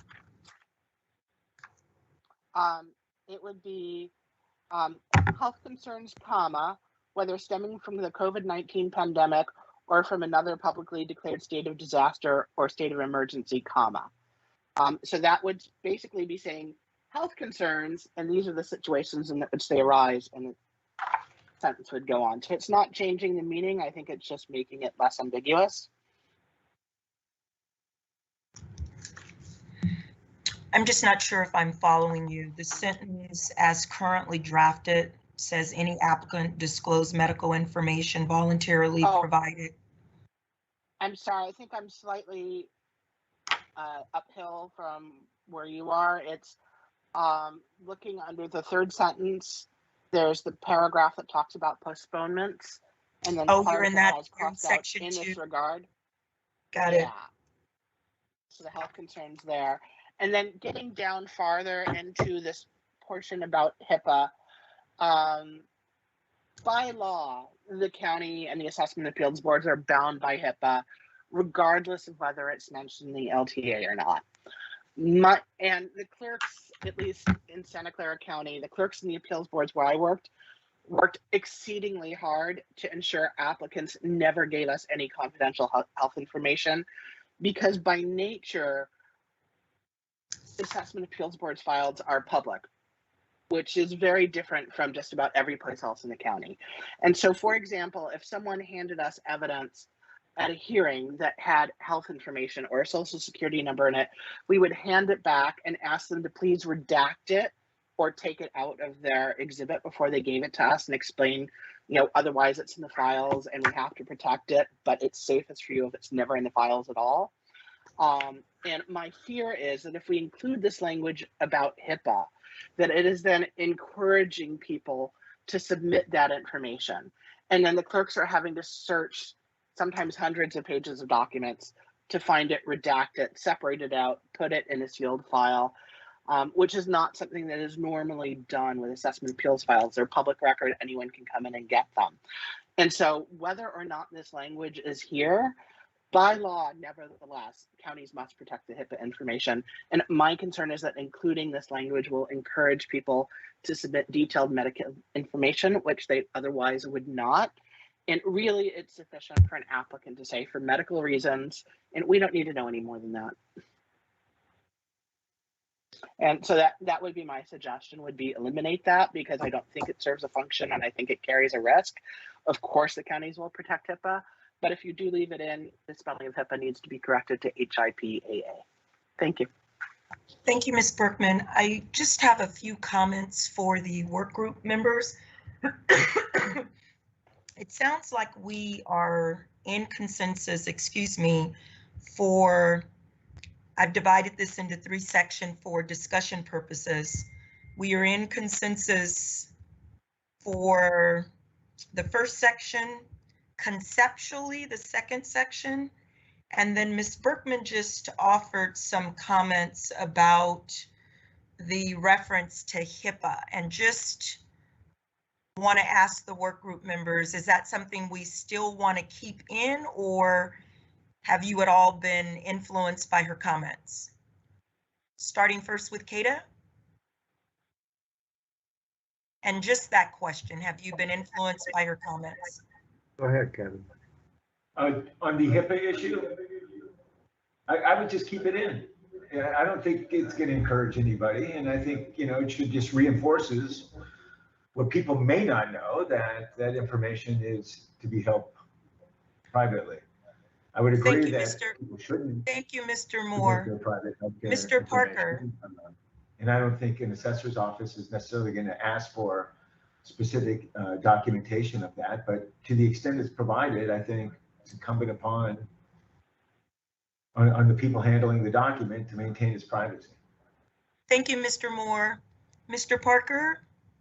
The clerks, as previously stated, are all right with the language, but Ms. Berkman also makes an excellent point about the wisdom or lack thereof of discussing the topic at all. And if the state board were to not include that language at all in the LTA, we would not object. Thank you. So for purposes of sentence 3, I'd like to make a recommendation and see if the work group members would be amenable to that. Since we have consensus on section 1, and conceptually the objective of section 2 is something collectively we want to achieve, are you comfortable with providing the executive director and her team the authority to draft language to achieve the collective goal, and agree that we are, and agree to allow the team to do that? And it would put us in a position that sentence 3, the staff could at least begin a process to finalize.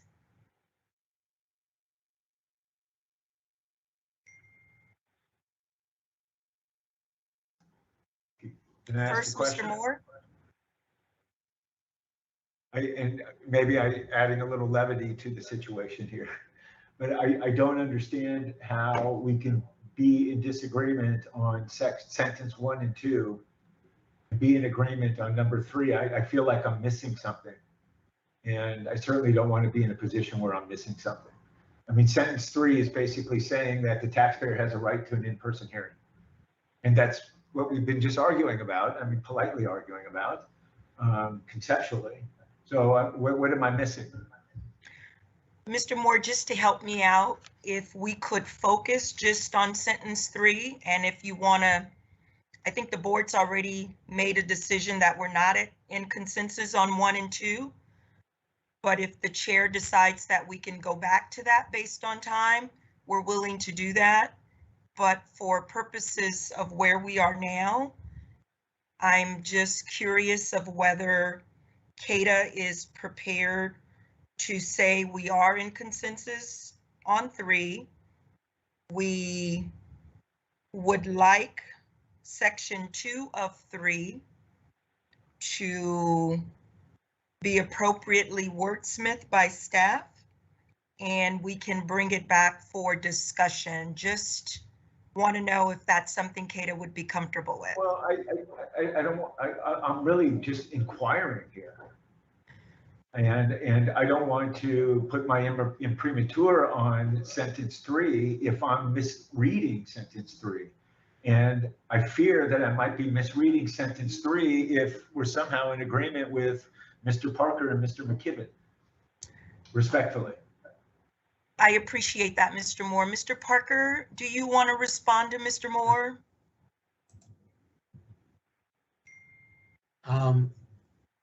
Well, yeah, I'll offer a general comment.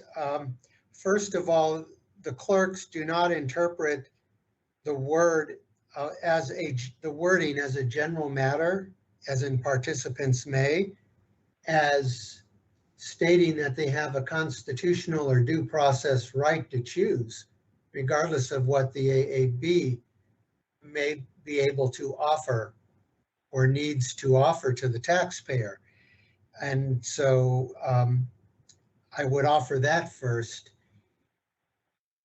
Secondly, I think that the CATA proposals and the CATA testimony on the issue of folks seeking postponements and continuances going back who knows how many months now, have clearly offered the viewpoint that the remedy for the AAB is for the taxpayer to be required to sign a time waiver if they have not already done so.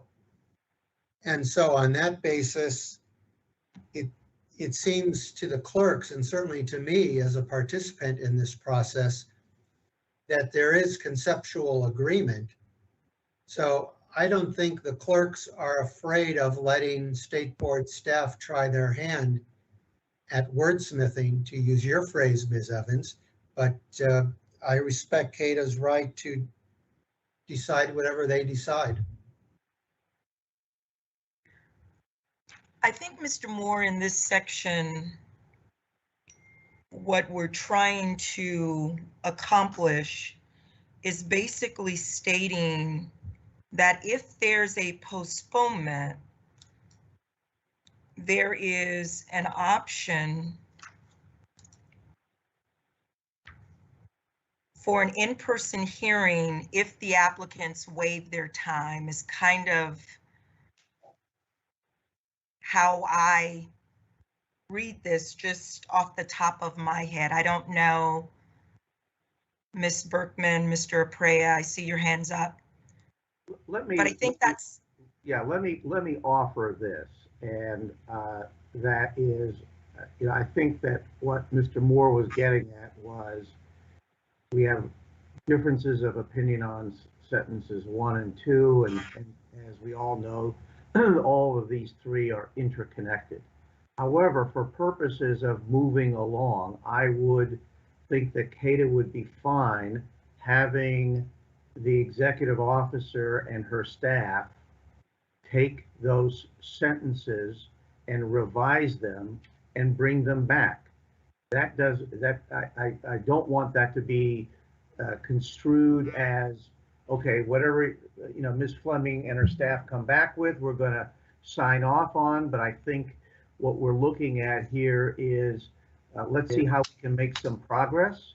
And to that end, we would certainly invite Ms. Fleming and her staff to come back with a revision on that and allow us the opportunity to comment on that. And so I know that much of sentence 3 was offered by CATA, and so I'm not backing away from that, but I know we've had some discourse back and forth.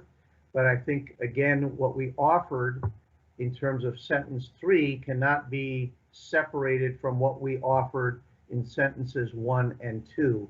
And so while they are separate sentences, they are, in our view, are interconnected.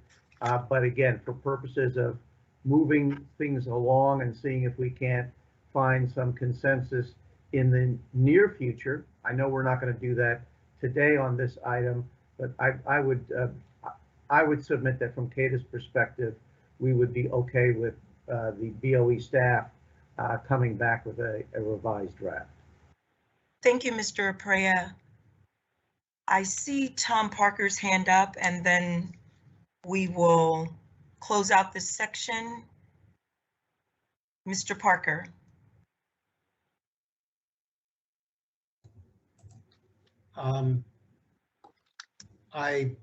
My hand, I think I've pretty much spoken my piece. I do agree with what Mr. Aprea said about much of this coming from CADA. So I think there is some room for consensual agreement between CADA and the clerks.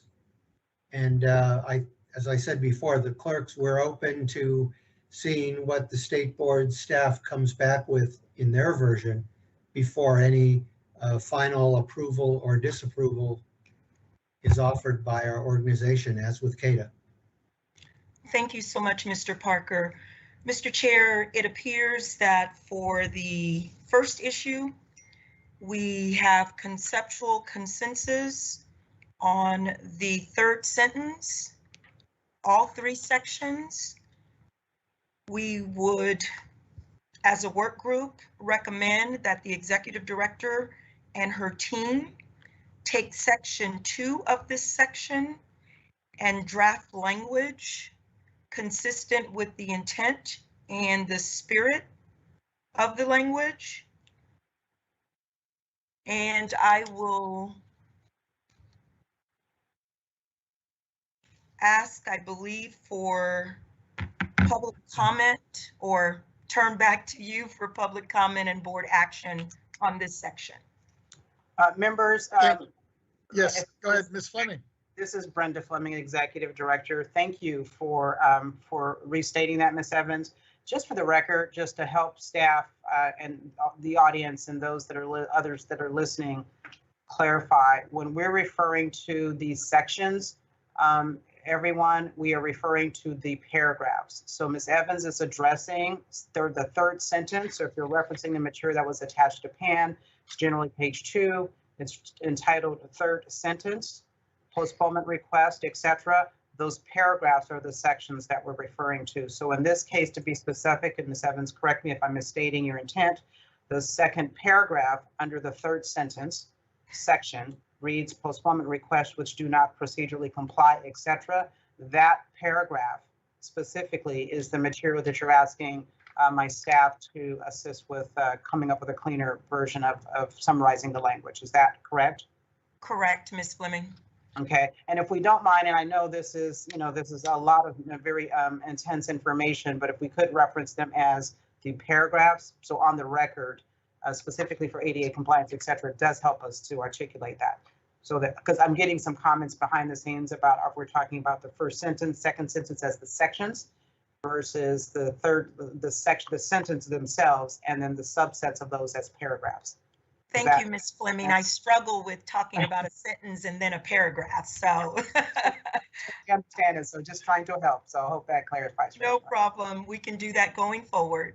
Got you. Thank you. Thank you. And with that, let me see if check in with Ms. Taylor and see if there's any written comments on this item before we move forward. Chairman Vasquez, there are no written comments. Can we check with AT&T if there's anybody on the line who wishes to comment on this? Certainly. AT&T moderator, can you let us know if there is anyone who would like to make a public comment on this matter? Each caller will have up to 3 minutes to speak. Okay, once again, if you'd like to make a public comment, please press 1, then 0 at this time. 1, 0.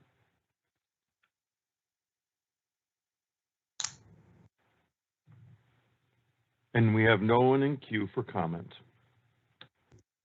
Thank you.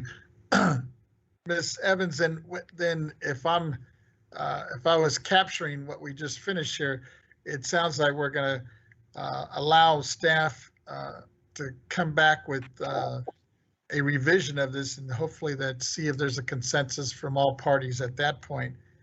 And I'm just thinking before we move on to the next sub item, I just wanted to do an agenda check here with staff and the members. We're coming up on 1 o'clock. It's like 12:40. Do we need to take a break now, or do you want to go through the next sub item? If I may, yes. I'm sorry for the interruption, members and speakers. Just to confirm for my staff's action, are we asking staff to summarize just third sentence, second paragraph, again, starting with postponement, or did you want us to take a stab at sentence 1, sentence 2, and sentence 3? I heard in some of the discussion that, at least from a CADA perspective, there was some correlation in terms of their agreement or disagreement on sentence 1, 2, and 3. So are we only specifically scoping our work to summarize the language to only third sentence, second paragraph, or did you want us to take a stab at all of the material provided? Ms. Fleming, based on the work group discussion, we are limiting our action to sentence 3, paragraphs 1, 2, and 3. Okay, just wanted to confirm that. Thank you. Paragraph 1 will stay as is. Paragraph 3 will stay as is, and you and your team will engage in the necessary actions to draft language, to clarify paragraph 2. Okay, we're in agreement. We just wanted to confirm it for the record. No problem. And then, Chair, based on our directive for today, you are going to now, as a board, take action as it relates to this section, as was my understanding, or as it relates to this issue. Yes. So moving forward, did we want to, now let me ask you this, Ms. Evans. So were you looking, or was it your consensus thinking that we would vote on at least that first part of it? I believe that was the direction that we were given, is based on each issue. As we come to a consensus, the board would take an action once we received public comment, and then we'd go to issue 2, do the same, issue 3, and issue 4. So at this point, we basically need a motion from a member to basically adopt the consensus that has been reached for issue 1, sentence 3. We are basically stating that paragraphs 1 and 3 will stay as written. Paragraph 2, we will direct staff to finalize for consideration. I would go ahead and move that and see if there's a second. Second. And I hear a second. Members, are there any comments or questions on that? Seeing and hearing none. Do we need to go back out to the public on this, Ms. Taylor, or is that sufficient? I see Ms. Stowers waving. Oh, Ms. Stowers, go ahead, Ms. Stowers. Thank you. Thank you, Chairman Vasquez. I'm like you, Ms. Evans. I'm struggling with tracking the sentence and the paragraphs. So when you're saying staff will go back and get the cleanup language on where we have agreement. So starting, go ahead.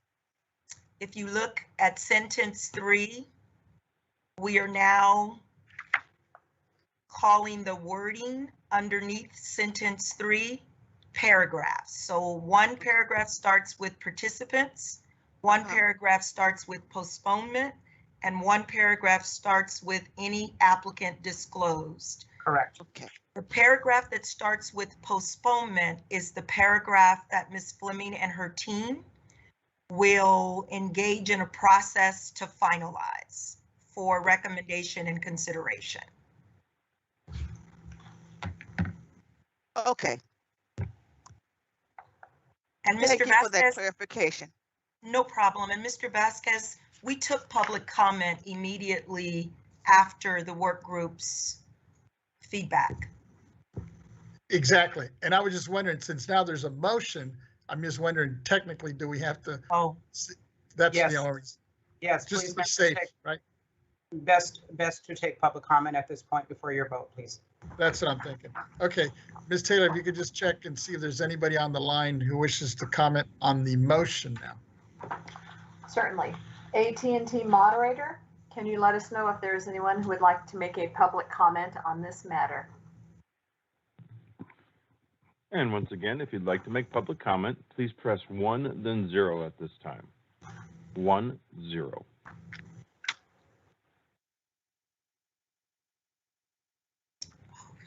And we have no one in queue for comment.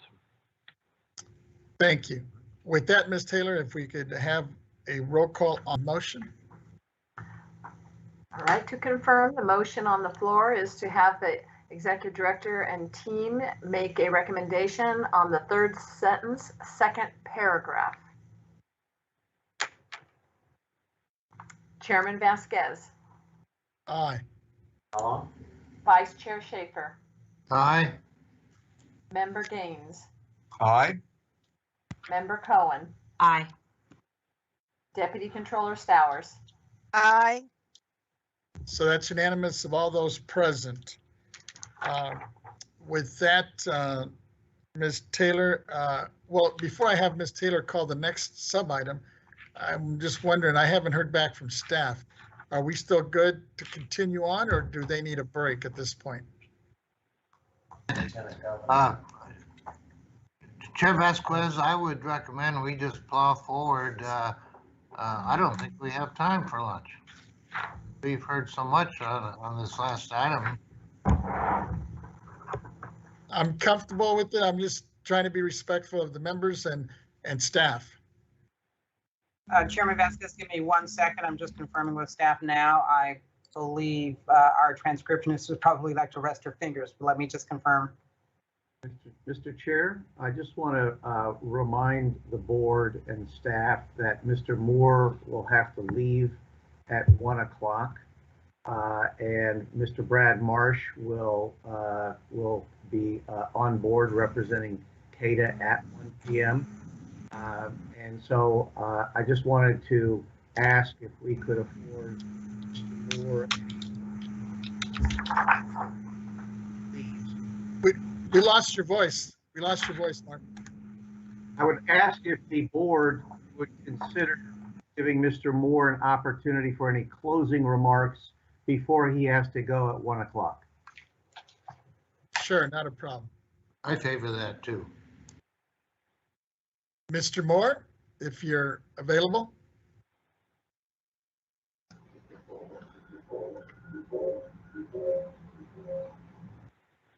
I am. So I was very impressed with this hearing. It's the first time I've been before a board hearing like this and commenting on legislation. And I really appreciate all the seriousness and civility that's gone on. And I appreciate the disagreements, and I appreciate the fact that we seem to come to what I believe to be a consensus with respect to sentence 3, which was quite honestly, I was surprised by, but very pleased by at the same time. You know, in this regard, I failed to mention it in my little opening remark, but this idea of having an in-person hearing is not, as opposed to a remote hearing, is not isolated to just the assessor's office and the assessor appeals board and the Board of Equalization. I represent taxpayers before the California Department of Fee Administration, the FTB, and other California agencies. And certainly the CDTFA has a procedure where if you want an in-person hearing, you're absolutely entitled to an in-person hearing. And they do offer remote hearings, but it's your right to have an in-person hearing. And I think the reason why is for the reasons that Ms. Rabowski said in her her position, which is that we're talking about real technical information that has a significant impact financially on a taxpayer. And to have these hearings done, certainly in complex cases, and certainly balancing needs of backlog, so allowing postponement where necessary, but having the right for these taxpayers to have in-person hearings is really paramount to due process. I appreciate everyone hearing my positions. I hope I didn't step on any toes or say anything too inflammatory. I've been known to do that sometimes. And if I did, I apologize for that. But it's been an honor speaking to you, and I appreciate the opportunity. No, thank you for your time and your participation. And I know Mr. Aprea and his other colleagues will continue with us. With that, I'm hearing back from staff that they would like to have at least a 15-minute break. And Member Cohen, is that sufficient? I know, I just want to check with the members as well. I'm seeing nods. Okay, why don't we take a 15-minute break? And I have 12:50, so that puts us at 1:05. We'll reconvene at 1:05. If people would just mute their mics and their cameras, and we'll be back at 1:05. Thank you.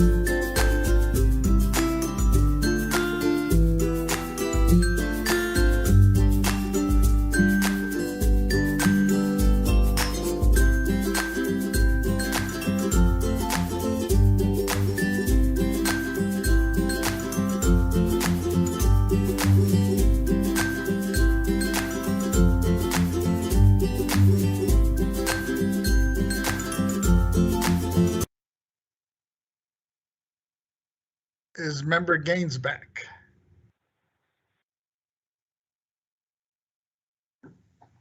Yes, I am. Thank you. Yeah, there he is. Okay, we're good. Okay, looks like everybody's back. Let me get Miss Taylor. Is Miss Taylor back? Yes, Chairman Vasquez, I'm here. Great. Can you go, why don't we have Miss Taylor please call our next sub item? All right, we will continue in sub-item C, follow-up of evaluation of remote AAB hearings, taxpayer representative perspectives and clarification of LTA number 2021-002. And the next item is document submission. Is Ms. Evans ready to facilitate? Is Miss Evans back? I am. Great. Why don't we go ahead and continue, Miss Evans? Thank you. Issue 2, document submission. The current LTA language reads as follows. Counties may require the electronic submission of evidence up to 3 business days before the commencement of a remote hearing, but are encouraged to require only 2 business days. Counties may require evidence submitted by hard copy to be submitted up to 7 days before the commencement of a remote hearing, but are encouraged to allow exceptions as appropriate. In compliance with Rule 313 and as required for in-person hearings, evidence submitted by a party prior to the commencement of a remote hearing must not be made accessible to the other party until the hearing commences and the subject evidence has been introduced.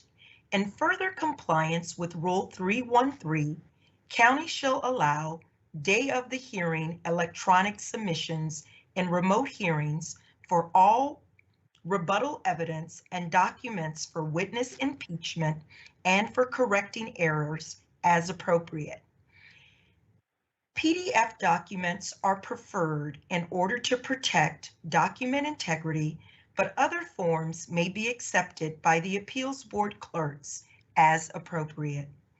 All parties must be able to present evidence, written and oral, as well as direct and cross-examination of witnesses and documents in real time at remote hearings per Rules 302A1 and 313E and the Revenue and Taxation Code sections 1609 and 1610.2. Unless freely agreed otherwise by the parties, all appeals board members and the parties must also be able to view all documents that have been introduced into evidence and hear all parties in real time in order for the board to render its decision only on the basis of proper evidence presented at the hearing in compliance with Rule 302.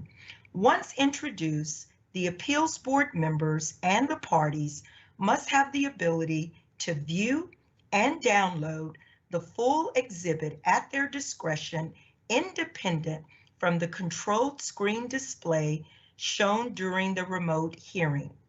Additionally, the public must be able to hear the remote hearing as required by RTC Section 1605.4.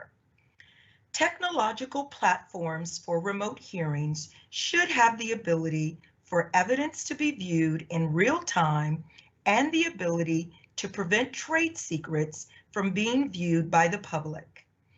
In the event of a connectivity problem, the absence of an available IT resource or other challenge, the Appeals Board has legal authority to grant a continuance as it deems appropriate. Document submission. We will now review the proposed changes. I want to point out that in this area, the language that has been removed is language that was previously submitted by the clerks, but I believe CADA provided an alternative, and we did not get a response back from the clerks, so I want to start with that context. So I will read this into the record. Appeals boards may require the electronic submission of evidence up to 3 days before the commencement of a remote hearing, but are encouraged to require only 2 business days. Appeals boards may require evidence submitted by hard copy to be submitted up to 7 days before the commencement of a remote hearing, but are encouraged to allow exceptions as appropriate. The alternative proposed to the sentence that has been removed, to the extent that the parties fail to comply with the Appeals Board written deadlines for submission of evidence that must be submitted in the advance of a hearing, i.e. evidence other that rebuttable evidence, impeachment, documents, or documents needed to correct errors as appropriate, the clerk shall make every effort to accept and prepare the evidence as needed for the hearing as scheduled. If the submission of this evidence requires the hearing to be delayed for more than 45 minutes, then the Appeals Board, at its discretion, may postpone or continue the hearing as provided under Rule 323C. Start first with CADA, and we will look at this sentence in its totality, and I will just ask for the record, is there consensus in the language as provided? Ms. Evans, did you want us to speak? Or did, again, the language that has been provided and that you referenced was submitted by Brianne Rabowski and on behalf of CADA.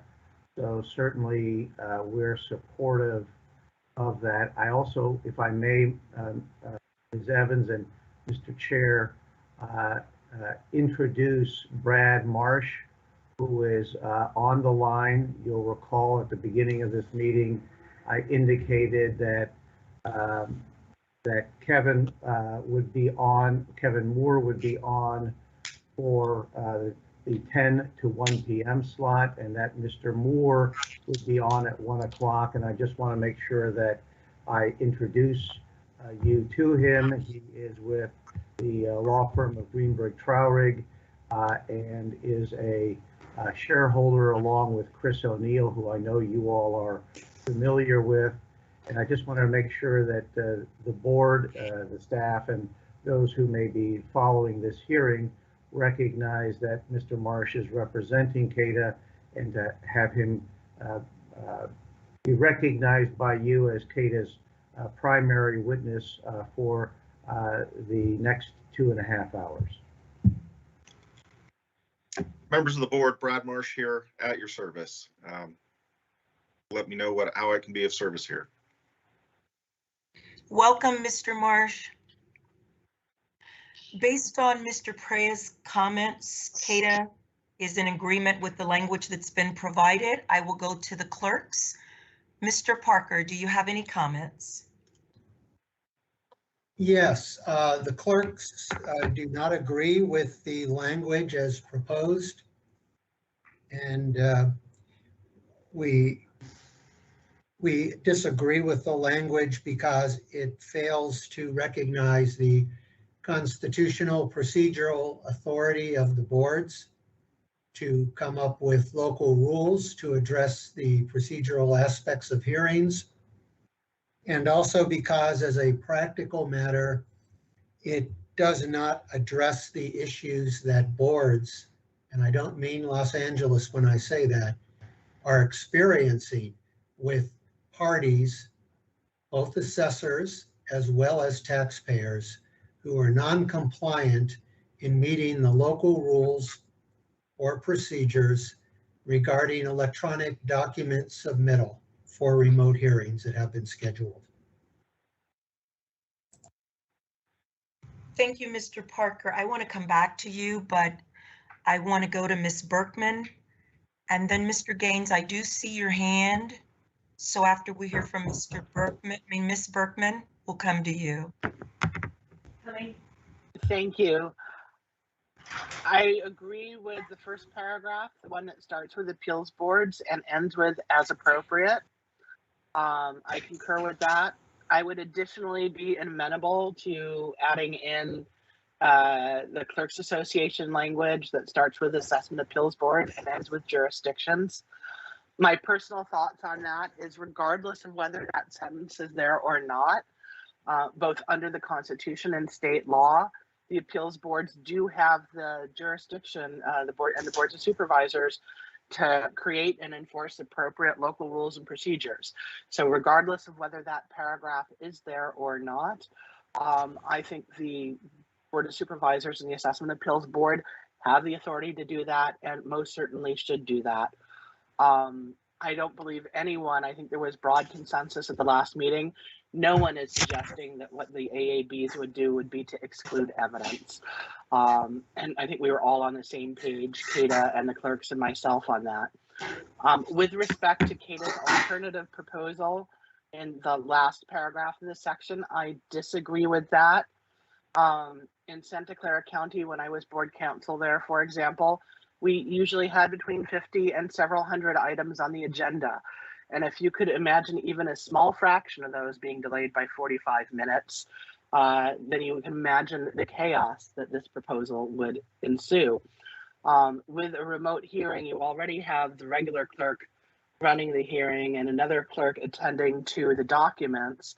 And this would require a third clerk that I'm sure the State Board of Equalization does not want to fund, just to be scanning in the documents from a case that's being delayed because the primary documents are being submitted late. It would also create a situation that's different from how in-person hearings are handled.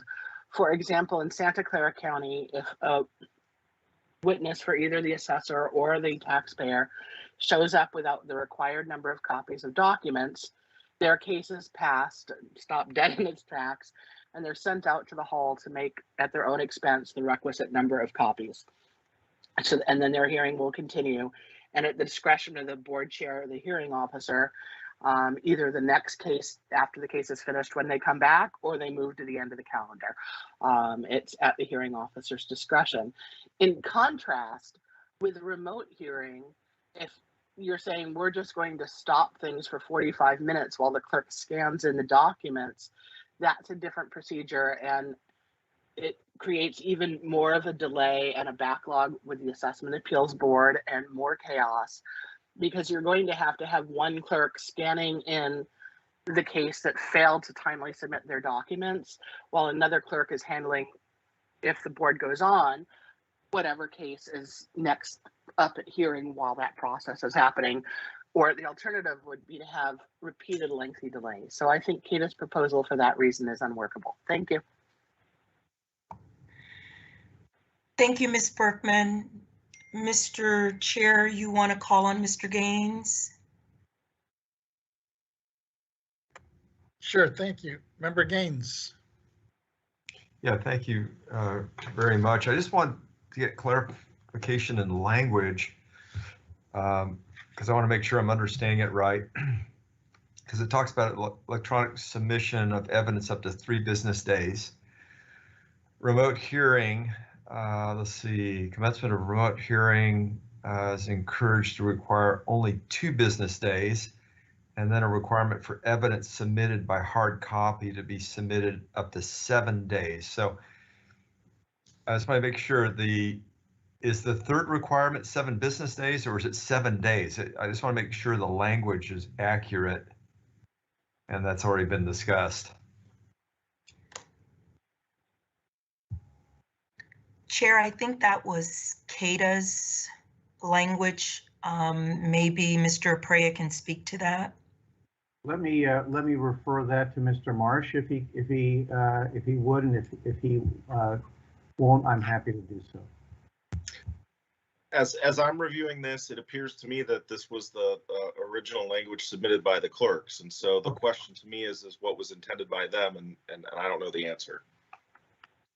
Okay, I just wanted to make sure that sounds like it's intended to have seven days, not 7 business days, for evidence submitted by hard copy versus the other 2, electronic submission and remote hearing, are actually business days. That's fine. As long as it is what it is. Mr. Gaines has raised a question. I'm just wondering from the work group members, was that our intent or is there an error there? This is Thomas Parker on behalf of the clerks.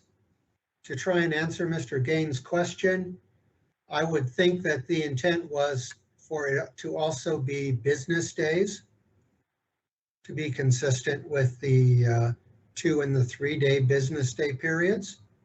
Although it does not, as Mr. Gaines has rightly noted, it does not say business days. I would think implicitly it was intended to be 7 business days, but if anyone has a different view, I'm glad to hear about it.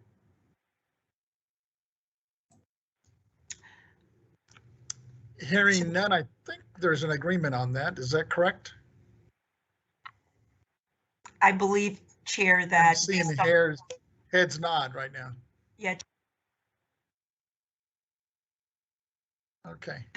Okay, thank you. I just wanted to raise it to make sure that we had clarity on it, and obviously there's disagreement on that, so there are bigger issues, but I just wanted to point that out. Thank you.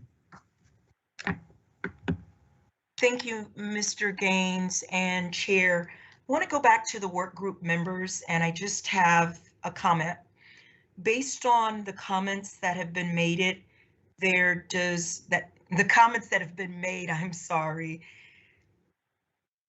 there does not appear to be consensus in this area, or is there an opportunity to come to consensus?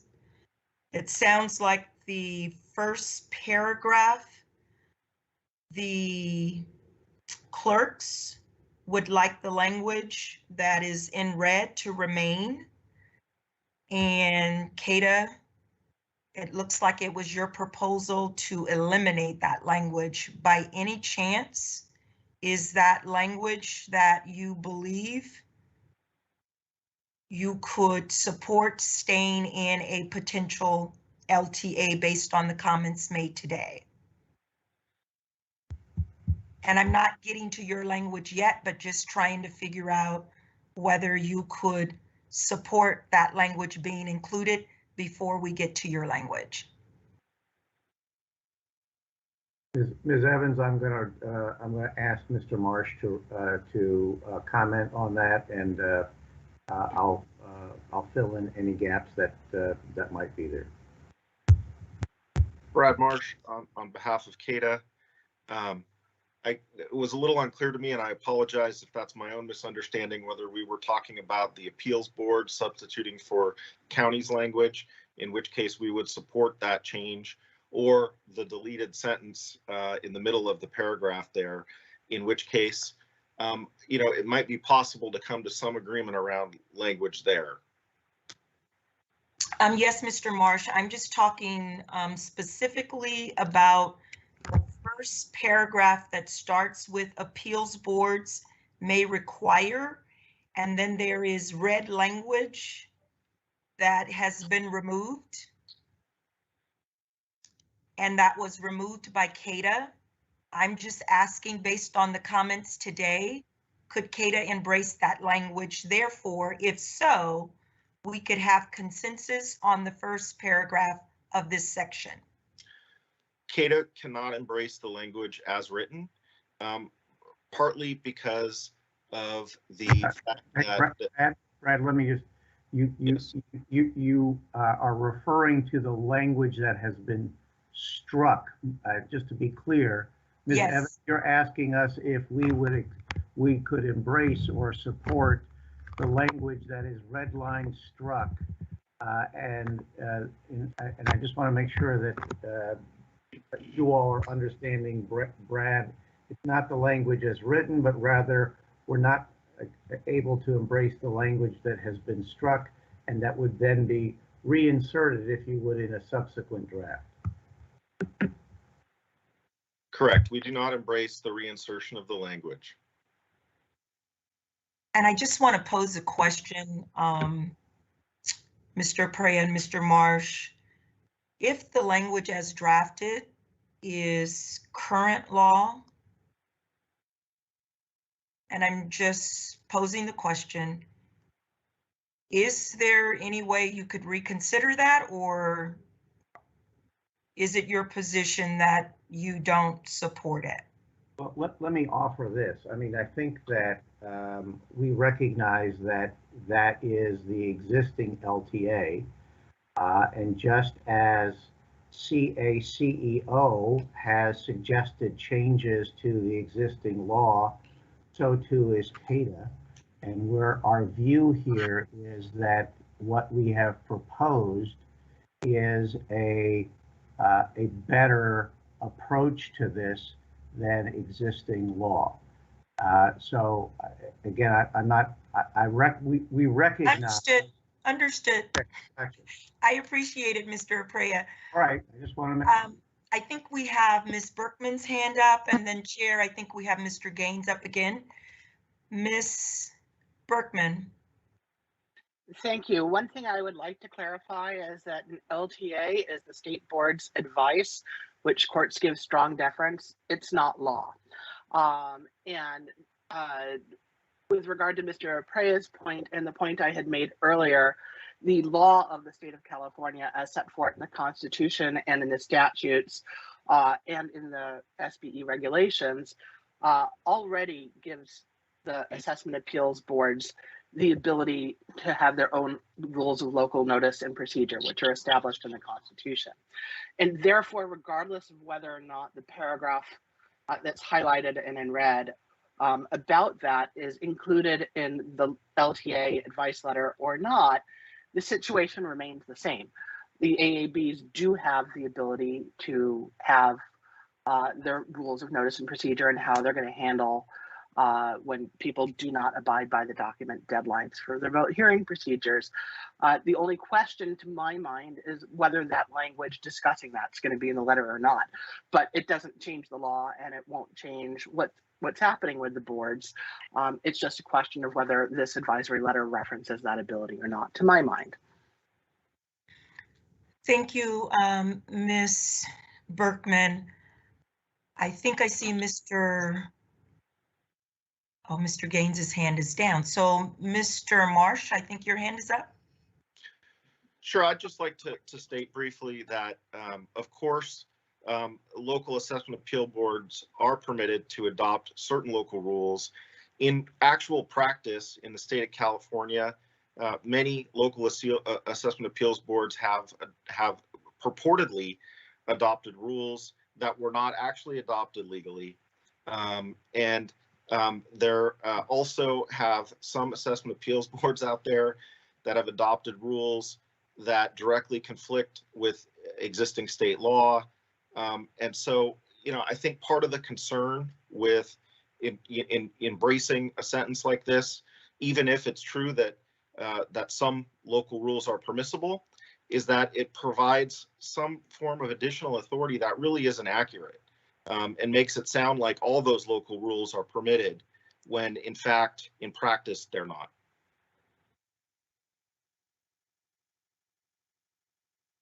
Thank you so much, Mr. Marsh. Ms. Berkman?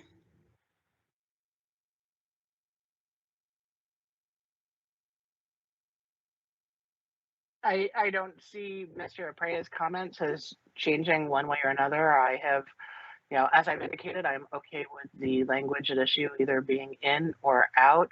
I would suggest that perhaps if Mr. Aprea believes that there are rules that various jurisdictions have enacted that violate the law, that perhaps they compile a list of those and send them out to Mr. McKibben at CACIO, who could forward them on to the various jurisdictions and point them out. Because I think each jurisdiction, to the extent, if any, that they really have rules that were not properly promulgated by their Board of Supervisors or that CADA believes are illegal, would like to be apprised of that so that they could remedy that. I'm not sure to the extent to which there's any truth of that. I know I spent several years working on Santa Clara County's current rules, but I would encourage, to the extent that CADA truly honestly believes there are rules that were either improperly promulgated or which violate the law, please do let the CACIO and the various jurisdictions know so that they can work on remedying that. Thank you so much, Ms. Berkman.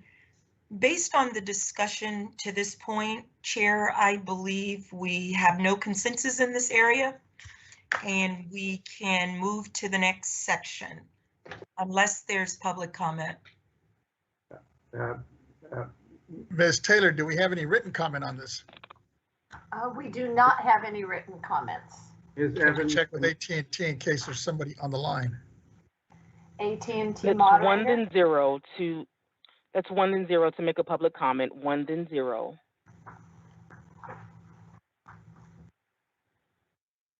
And at this time, Mr. Chair, we have no one in queue. Thank you. And I see a hand. Is that Mark Aprea? Are you in the queue? I think so. Yes, sir. I just a clarification for the record that the comments made that were ascribed to me were in fact made by Mr. Marsh. And so I just wanted to make sure that for the record that there was clarification. My apologies. I'm so sorry. No, that's quite all right. Thank you. Continue, Ms. Evans. I believe we can go to the next issue. Ms. Taylor, Chair, I'm not sure if Ms. Taylor calls the issue or I just moved to that issue. Is Ms. Taylor available? Yes, I'd be happy to call that. Our third issue is scheduling efficiencies and notices. The current LTA language, reads as follows. Consisting with the board's recognition that remote hearing procedures should mirror in-person hearing procedures to the extent possible, if a remote hearing is scheduled, the clerk must provide notices to all parties that 1, inform them that the hearing will be conducted remotely, 2, include instructions for accessing the remote hearing, and 3, provide information about coaching or training videos, staff consultation, and special needs accommodations where available. In accordance with Rule 307, the notices shall be given no less than 45 days prior to the hearing unless a shorter notice period has been stipulated by the assessor and the applicant or the applicant's agent. Excuse me. The proposed draft language from CADA and the clerks to add the following paragraph to the above. Counties are encouraged to develop written protocols and procedures to govern remote hearings. These protocols and procedures should mirror in-person hearings to the extent possible and must comply with all existing laws and regulations. Such written protocols and procedures should be made publicly available and, to the extent possible, should be conspicuously posted on the appropriate webpage of the local clerk, of the board, Assessment Appeals Board, and/or Board of Supervisors. Based on the memo, if I understand this correctly, and I'd ask the work group members to state for the record that there is consensus for this language, starting first with CADA. It's Brad Marsh on behalf of CADA. There's consensus on our side. Thank you. Clerks? On behalf of the clerks are in agreement with this language also. Thank you. Ms. Berkman, any comments? Marcy Berkman is also in consensus. Thank you. Chair, based on what we've heard from the work group members, I believe it's appropriate to take public comment and for the board to make or take action at this time. Thank you. Ms. Taylor, do we have any written comments on this item? We do not have any written comments on this item. Len, can we check with AT&T if anybody's on the line? Certainly. AT&T operator, can you let us know if there's anyone who would like to make a public comment on this matter? Thank you. If you wish to make a public comment, please press 1 then 0. That's 1 then 0 for public comment. And at this time, we have no one in queue, Madam Chair.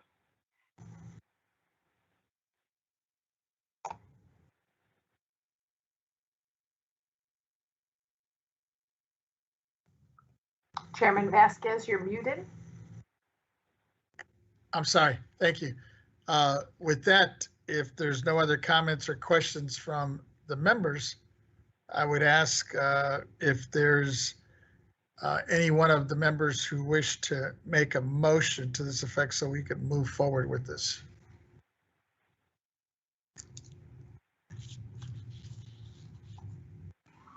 I'm Vice Chair Schaefer moves that we move forward with that language. I'll second that motion. It's been moved by Vice Chair Schaefer and second by our member Cohen. If there's no other comments or questions, Ms. Taylor, if you would please call the roll. The motion on the floor is to adopt the language as presented. Chairman Vasquez. Aye. Vice Chair Schaefer. Aye. Member Gaines. Aye. Member Cohen. Aye. Deputy Controller Stowers. Aye. So that's unanimous of all those present. With that, Ms. Evans, if you would please continue with the remaining issues. Issue 4, information requests. The current LTA language reads as follows. Clerks of the appeals boards should remind applicants that RTC section 441D requires a taxpayer to make available to the assessor for assessment purposes information or records regarding the taxpayer's property or any other personal property located on premises the taxpayer owns or controls. The assessor may obtain details of property acquisition transactions, construction and development costs, rental income, and other data relevant to an estimate of value, and it may be introduced at any appeals board hearing. Taxpayers are expected to comply with an assessor's reasonable requests, as both the assessor and the taxpayer must be able to use and present the same information at hearings. If a taxpayer fails to provide requested information to the assessor under RTC section 441D and introduces any of that information at a hearing, the assessor may request and will be granted a continuance for a reasonable time. RTC section 441D applies regardless of whether or not an appeal has been filed. Clerks of the Appeals Board should also remind applicants that under RTC Section 408, assessors are expected to comply with an applicant's reasonable requests for information relevant to a determination of value. The proposed language: clerks of the Appeals Board should also remind applicants that under RTC Section 408, assessors are expected to comply with an applicant's reasonable requests for information. If an assessor fails to provide requested information to the taxpayer under RTC Section 408 and introduces any of that information at hearing, the taxpayer may request and will be granted a continuance for a reasonable time pursuant to RTC Section 408 F3, RTC Section 408, I'm sorry, that's a period after the 3. RTC Section 408 applies regardless of whether or not an appeal has been filed. The continuance shall extend the 2-year period specified in Subdivision C of Section 1604 for a period of time equal to the period of continuance. Based on my understanding of the language proposed, I believe the work group members are in agreement and consensus for this language, but I want to confirm that. Can we start first with the CADA representatives? Brad Marsh, on behalf of CADA, we agree with all of the proposed revisions just read. Thank you. The clerks? Thomas Parker, on behalf of the clerks are in agreement with the proposed additional language. Thank you. Ms. Berkman? Marcy Berkman is in agreement with the proposed additional language. Additionally, I have one small suggestion that stems from the fact that the clerks are not involved in either the 441D or 408 requests for exchanges. Those go back and forth directly between the taxpayers and the assessors. And therefore, I would suggest potentially just eliminating in both the 408 and the 441D section the part that says clerks of the appeals board should remind the applicants that. And so it would just eliminate that clause at the beginning, and the letter would then state what the rule and requirements are. But regardless of whether that change is made, I'm in agreement with the proposal at hand. Thank you, Ms. Berkman. I am curious for sake of feedback. Kata, any comments about Ms. Berkman's recommendation? CADA is neutral with respect to the recommendation.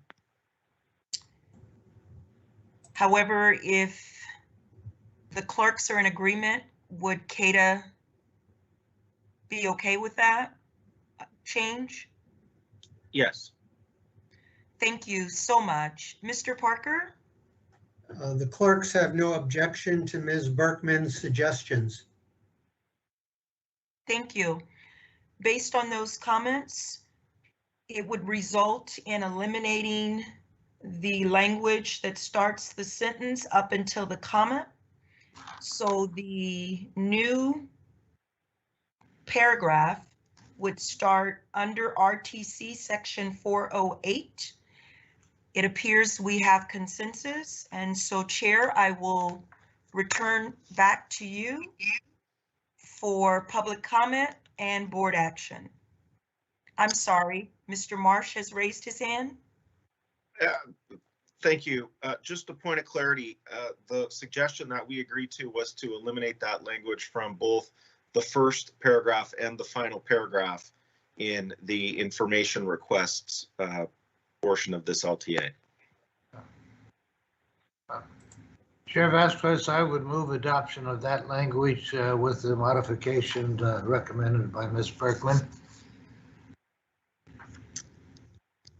Thank you. It's been moved. I'll go ahead and second that. Let me see if there's any written comments before we move forward, though. Ms. Taylor, Chairman Vasquez, there are no written comments. can we check with AT&T? Certainly. AT&T moderator, can you let us know if there is anyone who would like to make a public comment on this matter? Thank you. If you wish to make a public comment, please press 1 then 0. That's 1 then 0 for public comment.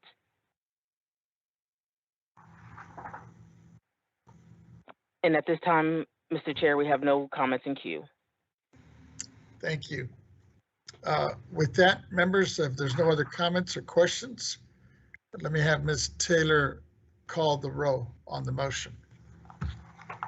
The motion on the floor is to adopt the language as presented with amendments recommended by Ms. Berkman. Chairman Vasquez. Aye. Vice Chair Schaefer. Aye. Member Gaines. Aye. Member Cohen. Aye. Deputy Controller Stowers. Aye. So that's unanimous of all those present. I see a hand. Is that an old hand or a new hand for Mark? That's a new hand, Mr. Chair. I just wanted to point out that the reading of the motion did not reflect the comments made by Mr. Marsh. It reflected the suggestion by Ms. Bergman, but as you may recall just moments ago, we also suggested that the 441D language in the information request 3 paragraphs up, that it also reflect that change. And I don't want to speak for Mr. Marsh, but I want to ask that he clarify what he asked for, because that was not in the motion. Members of the board, I was correcting what I believe was just perhaps a misunderstanding of the group. I had understood and heard that Ms. Berkman had requested that language be removed in 2 places, and that's all I was pointing out, and I believe that's what our group supports. If I may, Ms. Berkman, can you restate your suggested amendment? Mr. Marsh's summary is correct. My suggestion was in both that first paragraph before 441D to eliminate the phrase clerks of the appeals board should remind applicants that, and then in the new language to make the same change before 408, eliminate clerks of the appeals board should remind applicants that. Thank you, Mr. Chair. Thank you, Ms. Evans, for allowing us the opportunity to gain clarity on that.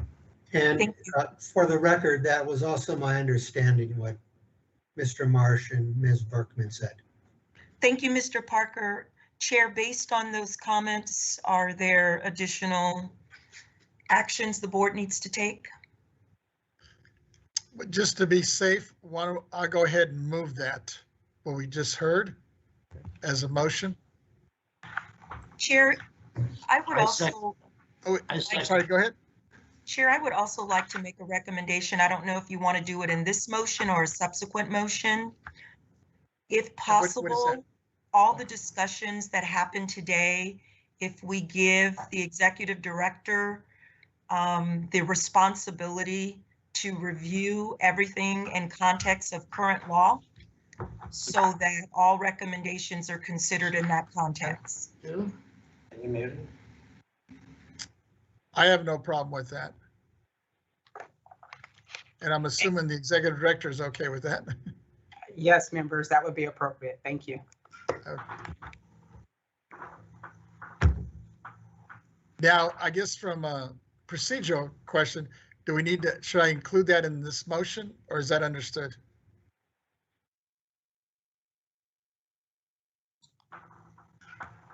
It's understood.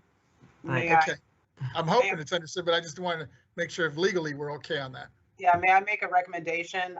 And then please, for our parliamentary group, please weigh in on this, just for clarity, because it's been quite a complex discussion.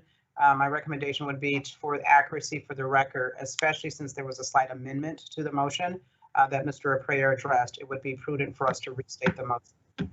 Yeah, this is Chief Counsel Henry Nanjar. I would agree. In addition, I note that this restated or renewed motion does not have a second yet, so we'll need to do that too. Indeed. Thank you. I will second that, Vice Chair. Thank you. So we have a second. Ms. Taylor, are you able to read back that motion? No. Okay. Let's go back. Ms. Evans, did you capture that? Not in the context, Chair, of the second recommendation. For purposes of clarifying where we find ourselves, Ms. Berkman, can you reread the recommendation? And then I will restate it for the record. Thank you. Thank you. I recommend the minor change that in the first paragraph regarding 441D, the phrase clerks of the appeals board should remind applicants that be eliminated. And similarly, in the last paragraph regarding section 408, that the same language be eliminated, and that language is clerks of the appeals board should also remind applicants that. Thank you. Thank you. I will go ahead and move that with the one little caveat that we just stated, that we would bring this back before our executive director to just check for the legalese on it and make sure we're not in conflict with any laws. And Mr. Vasquez, that relates to all language review. Moving forward, yes. That is correct. All language moving forward. I'd like to ask Executive Director, is that okay with you? That's appropriate, yes. I would second that motion, Chair Vasquez. Thank you. Now that we have that restated, let's double check, Ms. Taylor, and see if there's anybody on the line who wishes to speak on this. Certainly. AT&T moderator, could you let us know if there is anyone who would like to make a public comment on this matter? Thank you. Ladies and gentlemen, if you wish to make a public comment, please press 1 then 0. That's 1 then 0 for public comment.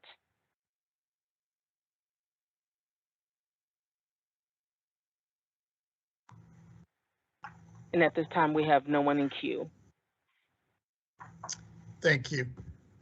With that, seeing no hands or comments from any of the members, Ms. Taylor, if you would please call the roll on the motion. Chairman Vasquez, Aye. Vice Chair Schaefer, Aye. Member Gaines, Aye. Member Cohen, Aye. Deputy Controller Stowers. Aye. Yeah, it's unanimous of all those present. With that, Ms. Evans, if you continue.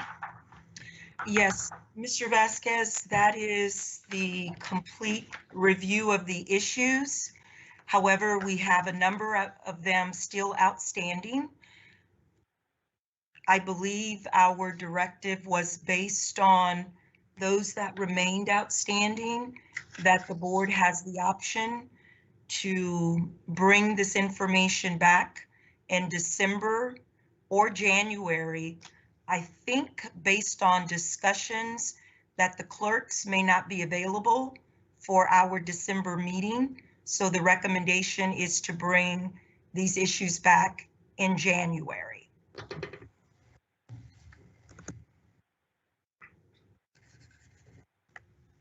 That's my understanding. And how do the members and staff feel about that? I'm seeing heads nod. Chair, hi, it's Malia Cohen. I just Yes. wanted to say that I'm definitely in full support of bringing this issue back in January of 2022. Okay. Anybody else or any of the working partners here on this? Was that a motion by Ms. Cohen? I would second it. It wasn't a formal motion. It was just acknowledging that I'm fine with the item being brought back in January. I see a hand from Member Gaines. Yes, thank you. I just wanted to thank Regina Evans for leading us through that, because that's it's a lot of work. I really appreciate her help. Thank you. Thank you. Mr. Chair, if I may, yes. for a second, I just want to respond to Senator Gaines' comments and just acknowledging just how much work, how much of a heavy lift this has been for our office to do the due diligence, to pull the work together, to get on the call, to to do the follow-up work. This is just what's happening, you know, and transpiring certainly in the public. And this is an example of the kind of work that this body needs to be doing more of. I know it's labor intensive, and I know maybe some parts may be boring, but it is laborious, but it's tedious work that needs to get done so that we can continue to represent taxpayers. And with that, I want to really recognize and applaud Regina Evans. She's been tremendous in guiding this conversation. Also want to recognize Chris Kazad and Kari as well, who have been tremendous in making this a heavy lift. John Thiela and Hasib Emran, also on my staff, have also provided a great level of support for Regina in order for her to deliver and move this portion of the work group meetings. So I think it's one thing to say, yes, let's do work group work, and it's another thing to actually put the effort in forward and moving this agenda item forward. So again, I just want to recognize the team that probably doesn't get a lot of public adulation and public applause, but I want to just affirm and lift up Regina Evans, who's just been tremendous in guiding this conversation. Thank you. Thank you. Kudos to Ms. Evans and all. And I see a hand, actually I see a couple of hands now. One from Mr. Dronenberg and then Member Gaines. Thank you, Mr. Chair. I'm sort of an echo to Member Cohen. I've had the fortune to work over the years with Regina and Carrie and John, and they're just consistently good. This is no exception. These are talented people, and the staff that you have with them should be, we should really recognize them, because this is a time for them to get to the public, but they're good consistently. And I think I want to thank, and then I wanted to say I agree with the extension. That'll give us plenty of time to get through our committees that we need to, and have a really thought out a position on where or if we have any concerns. So I support the extension. Thank you. I appreciate that. And we have Member Gaines, and then I see a hand from Mr. McKibben and also one from Mr. Aprea. Go ahead, Member Gaines. Yeah, let me broaden that. So I want to thank Member Cohen and also Chair Vasquez for all your work and your teams, but also your leadership in advancing this. So thank you. I appreciate it. Thank you. Mr. McKibben? Yes, thank you, Mr. Chairman. At the risk of repeating, I do want to thank you all, Mr. Chairman, Member Cohen, and your respective staffs for the work that they've done on this, and Regina Evans in particular, who that one of the worst jobs that I've ever seen, and she did it extremely well. I'm so glad I didn't have her job. Thank you. Thank you. Mr. Aprea. Mr. Chair, members of the committee, as well as BOE staff, on behalf of CADA and its board and its members, I want to thank this body for all the work that you've done. And I don't mean just for today, but you all began this process in 2020 under extremely, stressful circumstances in which we didn't know what we could do the next day. And this body stepped up. It demonstrated its worth. It demonstrated the need for the Board of Equalization to provide, to the extent that it can, consistency and guidance across the state. And so I know from the from the chair of CADA, I'm doing echo. as the board, we appreciate the work that you have done, not just in the last few months, but since 2020 and the time that the pandemic hit, and that you've done it not only in the context of the board action, but also engaging at the legislative level. I also want to thank, Brianne Rabowski, who, as you know, can't be here. But I also want to thank the board for its flexibility in allowing us to put together a substitute team to present the taxpayers' points of view on this. You are all most gracious to allow us to do that, recognizing that the working group has a consistent set of players and that this was somewhat disruptive for you all. But staff was tremendous, not only in accommodating our requests, but frankly, that they reached out to make sure that this came off as best as it could. And I think this was, while we didn't come to consensus on all the items, I know that this body did a lot of work today, made a lot of progress. And I also want to thank Tom Parker, John McKibben, and Marcy Berkman and others. While we don't always agree, we disagreed in a very respectful fashion, and I think that all the parties can be proud of how this meeting was conducted. So, Mr. Chair, thank you. Regina Evans, thank you. And all the board members and staff, thank you. Thank you. Vice Chair Schaefer, is that a new hand?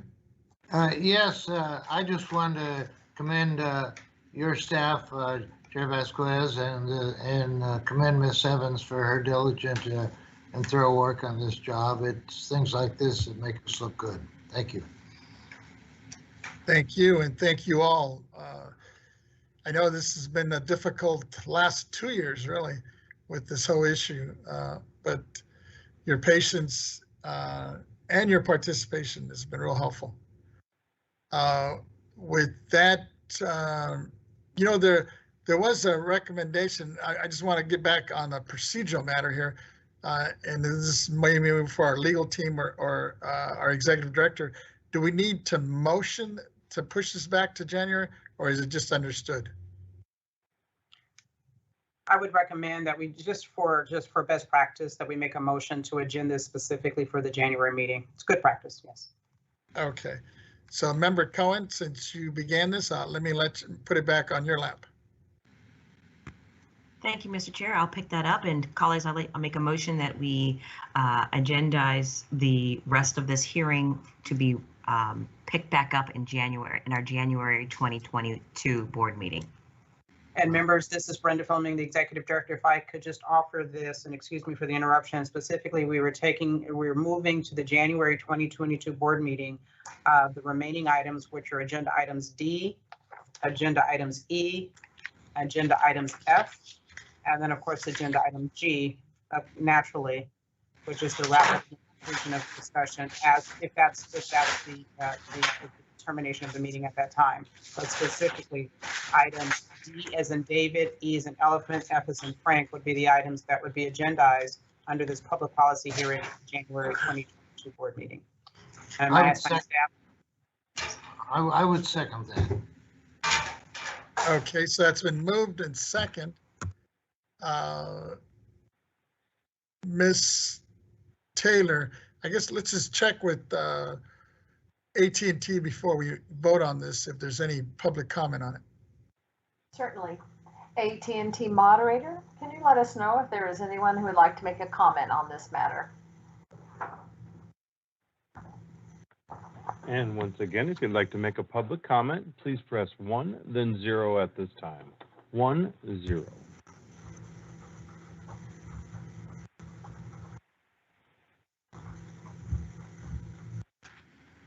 And we have no one in queue for comment. Thank you. Ms. Taylor, could you restate the motion so we make sure everybody's clear on what they're voting on? Certainly. The motion on the floor is to agendize the rest of this hearing for January 2022, including items D, E, F, and G. So that's it, right? Chairman Vasquez, Aye. Vice Chair Schaefer, Aye. Member Gaines, Aye. Member Cohen, Aye. Deputy Controller Stowers. Aye. So that's unanimous of all those present. With that, Ms. Taylor, if you would call our next item.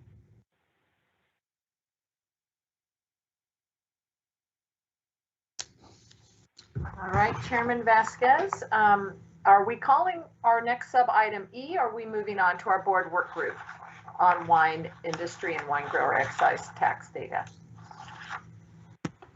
I believe we're moving on to the board work group. That is correct. That is correct, Member Kwan. Ms. Taylor, we are moving on to the board work group convening, which is the board work group on wine industry and wine grower excise tax data. All right, I will call that item. Our next item is the board work group on wine industry and wine grower excise tax data. Discussion of issues, option, and possible action to address concerns raised by the Wine Institute regarding access to wine grower excise tax data. Executive Director's report back of a possible administrative solution that allows disclosure of the volume of sales data and other relevant information filed by individual wineries extracted via the winery zip code, which would continue to preserve the confidentiality of the individual taxpayer. This matter is presented by Mr. Schaefer and Ms. Cohen. Thank you. Vice Chair Schaefer and Member Cohen, I will turn this over to you.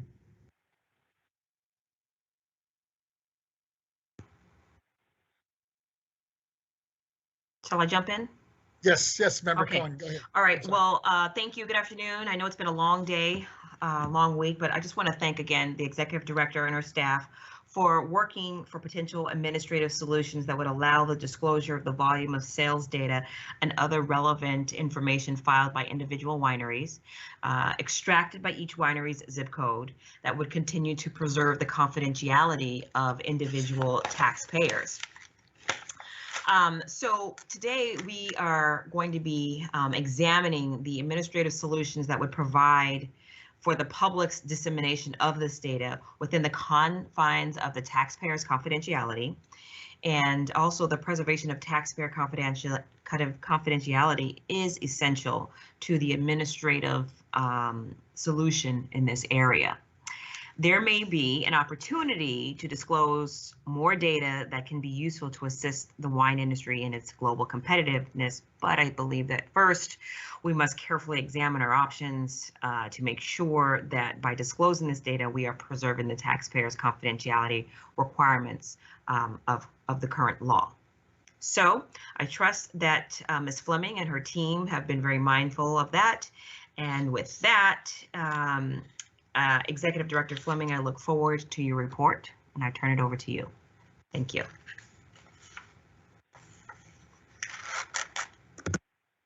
You're muted, Ms. Fleming. We absolutely need t-shirts that say that you're muted. So thank you.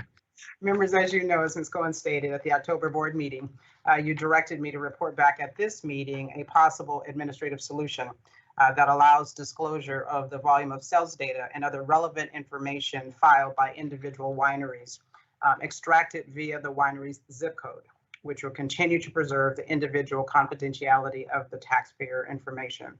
Staff have performed a number of data analysis routines to determine the feasibility of providing the data requested, while, as Ms. Cohen stated, protecting the confidential taxpayer data. Fundamentally, from a technology perspective, it is possible for the database to provide data by zip codes. So technically, as a very specific action, it could be provided by zip code. Of course, there's an however. The challenge, however, lies with the complexity of that data. And so based upon the breadth and depth of the data, what staff would like to request is some additional time, with your permission, to do a deeper dive and a further evaluation and examination of that data in order to see how might we provide some of this information while again protecting the underlying goal that the board has, which we all have, which is to protect the taxpayer data. So with your permission, we'd like to request specifically some additional time, understanding that this is an interim step and that I'm sure you're interested and all are interested in what might be possible by the December timeframe. But of course, you know, when you're doing this kind of a deep dive with the volumes of data, staff, of course, would also appreciate some additional time if that would be considered. Let me ask a question. How much additional time are you requesting? If you would give more than the December timeframe, January would be the timeframe if that would be considered. So have you taken into consideration that as a result of your analysis, I just want to make sure that we are not going to miss the deadline with the legislature to provide language or partnership with a legislator to carry an initiative. I'm not initiative, but carry legislation. Has your team reviewed timelines? What I would be happy to do is at least report out any of the additional updates and anything that I can give you some more concrete information at the December meeting. We'll do our best and do our due diligence to try to get it together by the December timeframe. Okay. And if I'm not able to, then I can report that to the board ahead of time and then ask for permission for more time. But to answer your specific question, the deadline for bill introduction on this one, Ms. Coleman, would be in the February timeframe. You're right, and I was also reminded that this is an administrative solution too. So, I support your request for more time. Thank you. That would be appreciated. It certainly staff would greatly appreciate it. It's a deep dive. Yeah. With that concludes my report, members. I turn the chairman back over to you. Thank you. Was there any other comments from either Member Cohen or Vice Chair Schaefer? You know, I pretty much made the comments that that I just wanted the record. Ms. Fleming, we support you. Mr. Chair, I'm happy to make a motion Sure. that we do continue this item to the January the January board meeting of 2022. And Ms. Fleming, wait and with bated breath to see and hear what your team cooks up for us. Thank you. I'm sorry, I said January, but I actually meant December. Sorry. So just to be clear, we are reporting back at. I would like you to report back in December, even if it's just a touch base like what you're doing right now. Absolutely. Okay. Thank you for that. Thank you. Thank you. That's what I thought. I was going to ask you because you said January. Administrative solutions in January. I'll make a motion. I'd love to see and hear from you guys at that time. Absolutely. My pleasure. Thank you. Vice Chair Schaefer's hands up. You're muted though, Vice Chair. You're muted. Mr. Chair, as Mr. Schaefer figures out the mute situation, I just want to say, I misspoke again. I said January. I'm looking for administrative solutions in December. A nice touch base in December. Let me just drive it in. My apologies. Yes. Okay, so let me just make sure I'm restating it. I will be reporting back in the December meeting what is possible for this interim solution. Yes, as an ma'am. administrative remedy. Okay, thank you, ma'am. Yes, Chair Vasquez, I would second that motion. Our number one priority as we work on funding a workable solution is to protect taxpayer confidentiality, and consistent with that, I second the motion. Thank you. So we have a motion. It's been moved and second. Seeing no other hands or comments, Ms. Taylor, if you could just check with AT&T if there's anybody on the line who wishes to speak on this before we vote on it. Certainly. AT&T moderator, can you let us know if there's anyone who would like to make a public comment on this matter? Okay, if you'd like to make a public comment, please press 1, then 0 at this time. 1, 0.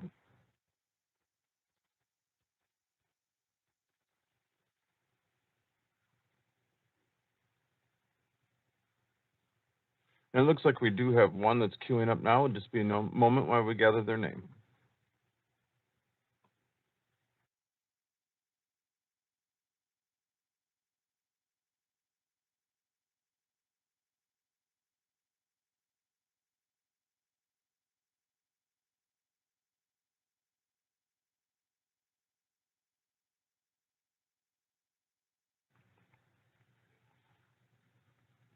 And the public comment will come from the line of Tim Schmelder.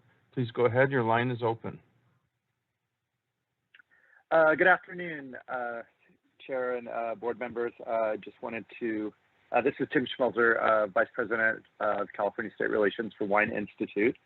And I just wanted to express our appreciation for staff's continued work on this issue. We support these efforts and the motion today to try to identify an administrative solution. So thank you again. Thank you, and thank you for your patience on this. With No that, problem. Ms. Taylor, was there anybody else in the queue? Was that it? There are no further in queue at this time. Thank you. With that, Ms. Taylor, if you could restate the motion, because I know there was some changes on the dates and times. Certainly. And then go ahead and we'll take a vote. Okay.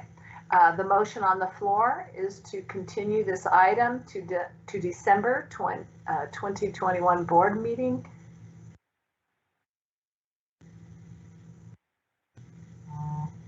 Thank Chairman you. Vasquez, Aye. Vice Chair Schaefer, Aye. Member Gaines, Aye. Member Cohen, Aye. Deputy Controller Stowers,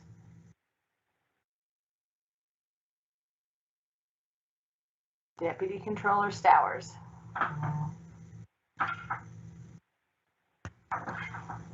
Looks like she's dropped off the call. Yeah. Would you like to Okay. hold this vote open until we establish contact? Oh, there she is. There she is. Sorry for the delay. Not participating on this matter. Thank you. So that's, we do have a majority on that, so that moves forward. With that, Ms. Taylor, I believe that was the last item. Am I correct? Mm-hmm. That concludes the items for today. Thank you. And once again, thank you, members, Ms. Fleming, staff, and everyone for your outstanding work for today's business. Between this last Tuesday and of course today, very productive 2-day meeting. And unless there's any adjournments, I didn't pick up any adjournments from anybody. If there's no other adjournments for this meeting, I would like to officially adjourn this meeting.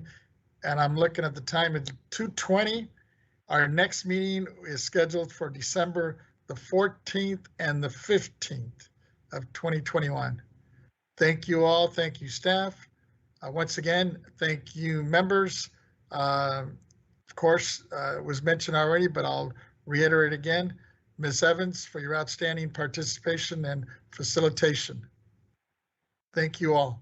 Member Vasquez, if I may, this is. Oh, and before I forget, I was just looking at, I'm forgetting that, you know, next week is Thanksgiving, and I just want to wish everybody very happy and healthy. And given COVID, I know it's difficult to gather up with everybody that you would like to, but hopefully you do as safe as possible. Have hopefully a very good Thanksgiving week next week. Thank you all. And I see a hand up from Member Gaines. Yeah, thank you for the reminder on Thanksgiving. I hope everybody has a great Thanksgiving. I did just want to shout out to CAL FIRE and all the local fire departments and the tremendous work that they did for the Caldor fire. I did attend an event that recognized them and just wanted to congratulate them for their heroic effort. They saved a lot of people's homes. It was amazing. They would post up in front of a house and do everything that they could to prevent it from burning down. And it worked in literally hundreds of cases. So we're grateful for them. Thank you. Yeah. Thank you. Ms. Flemings, I see your hand up. Thank you so much, sir. Again, on behalf of the agency staff, first of all, sir, just want to wish you a happy birthday tomorrow. And on behalf of the agency staff, we do wish you all a very happy and safe holiday season. And we look forward to seeing you after the holiday. Thank you, members, and thank you to all of our staff.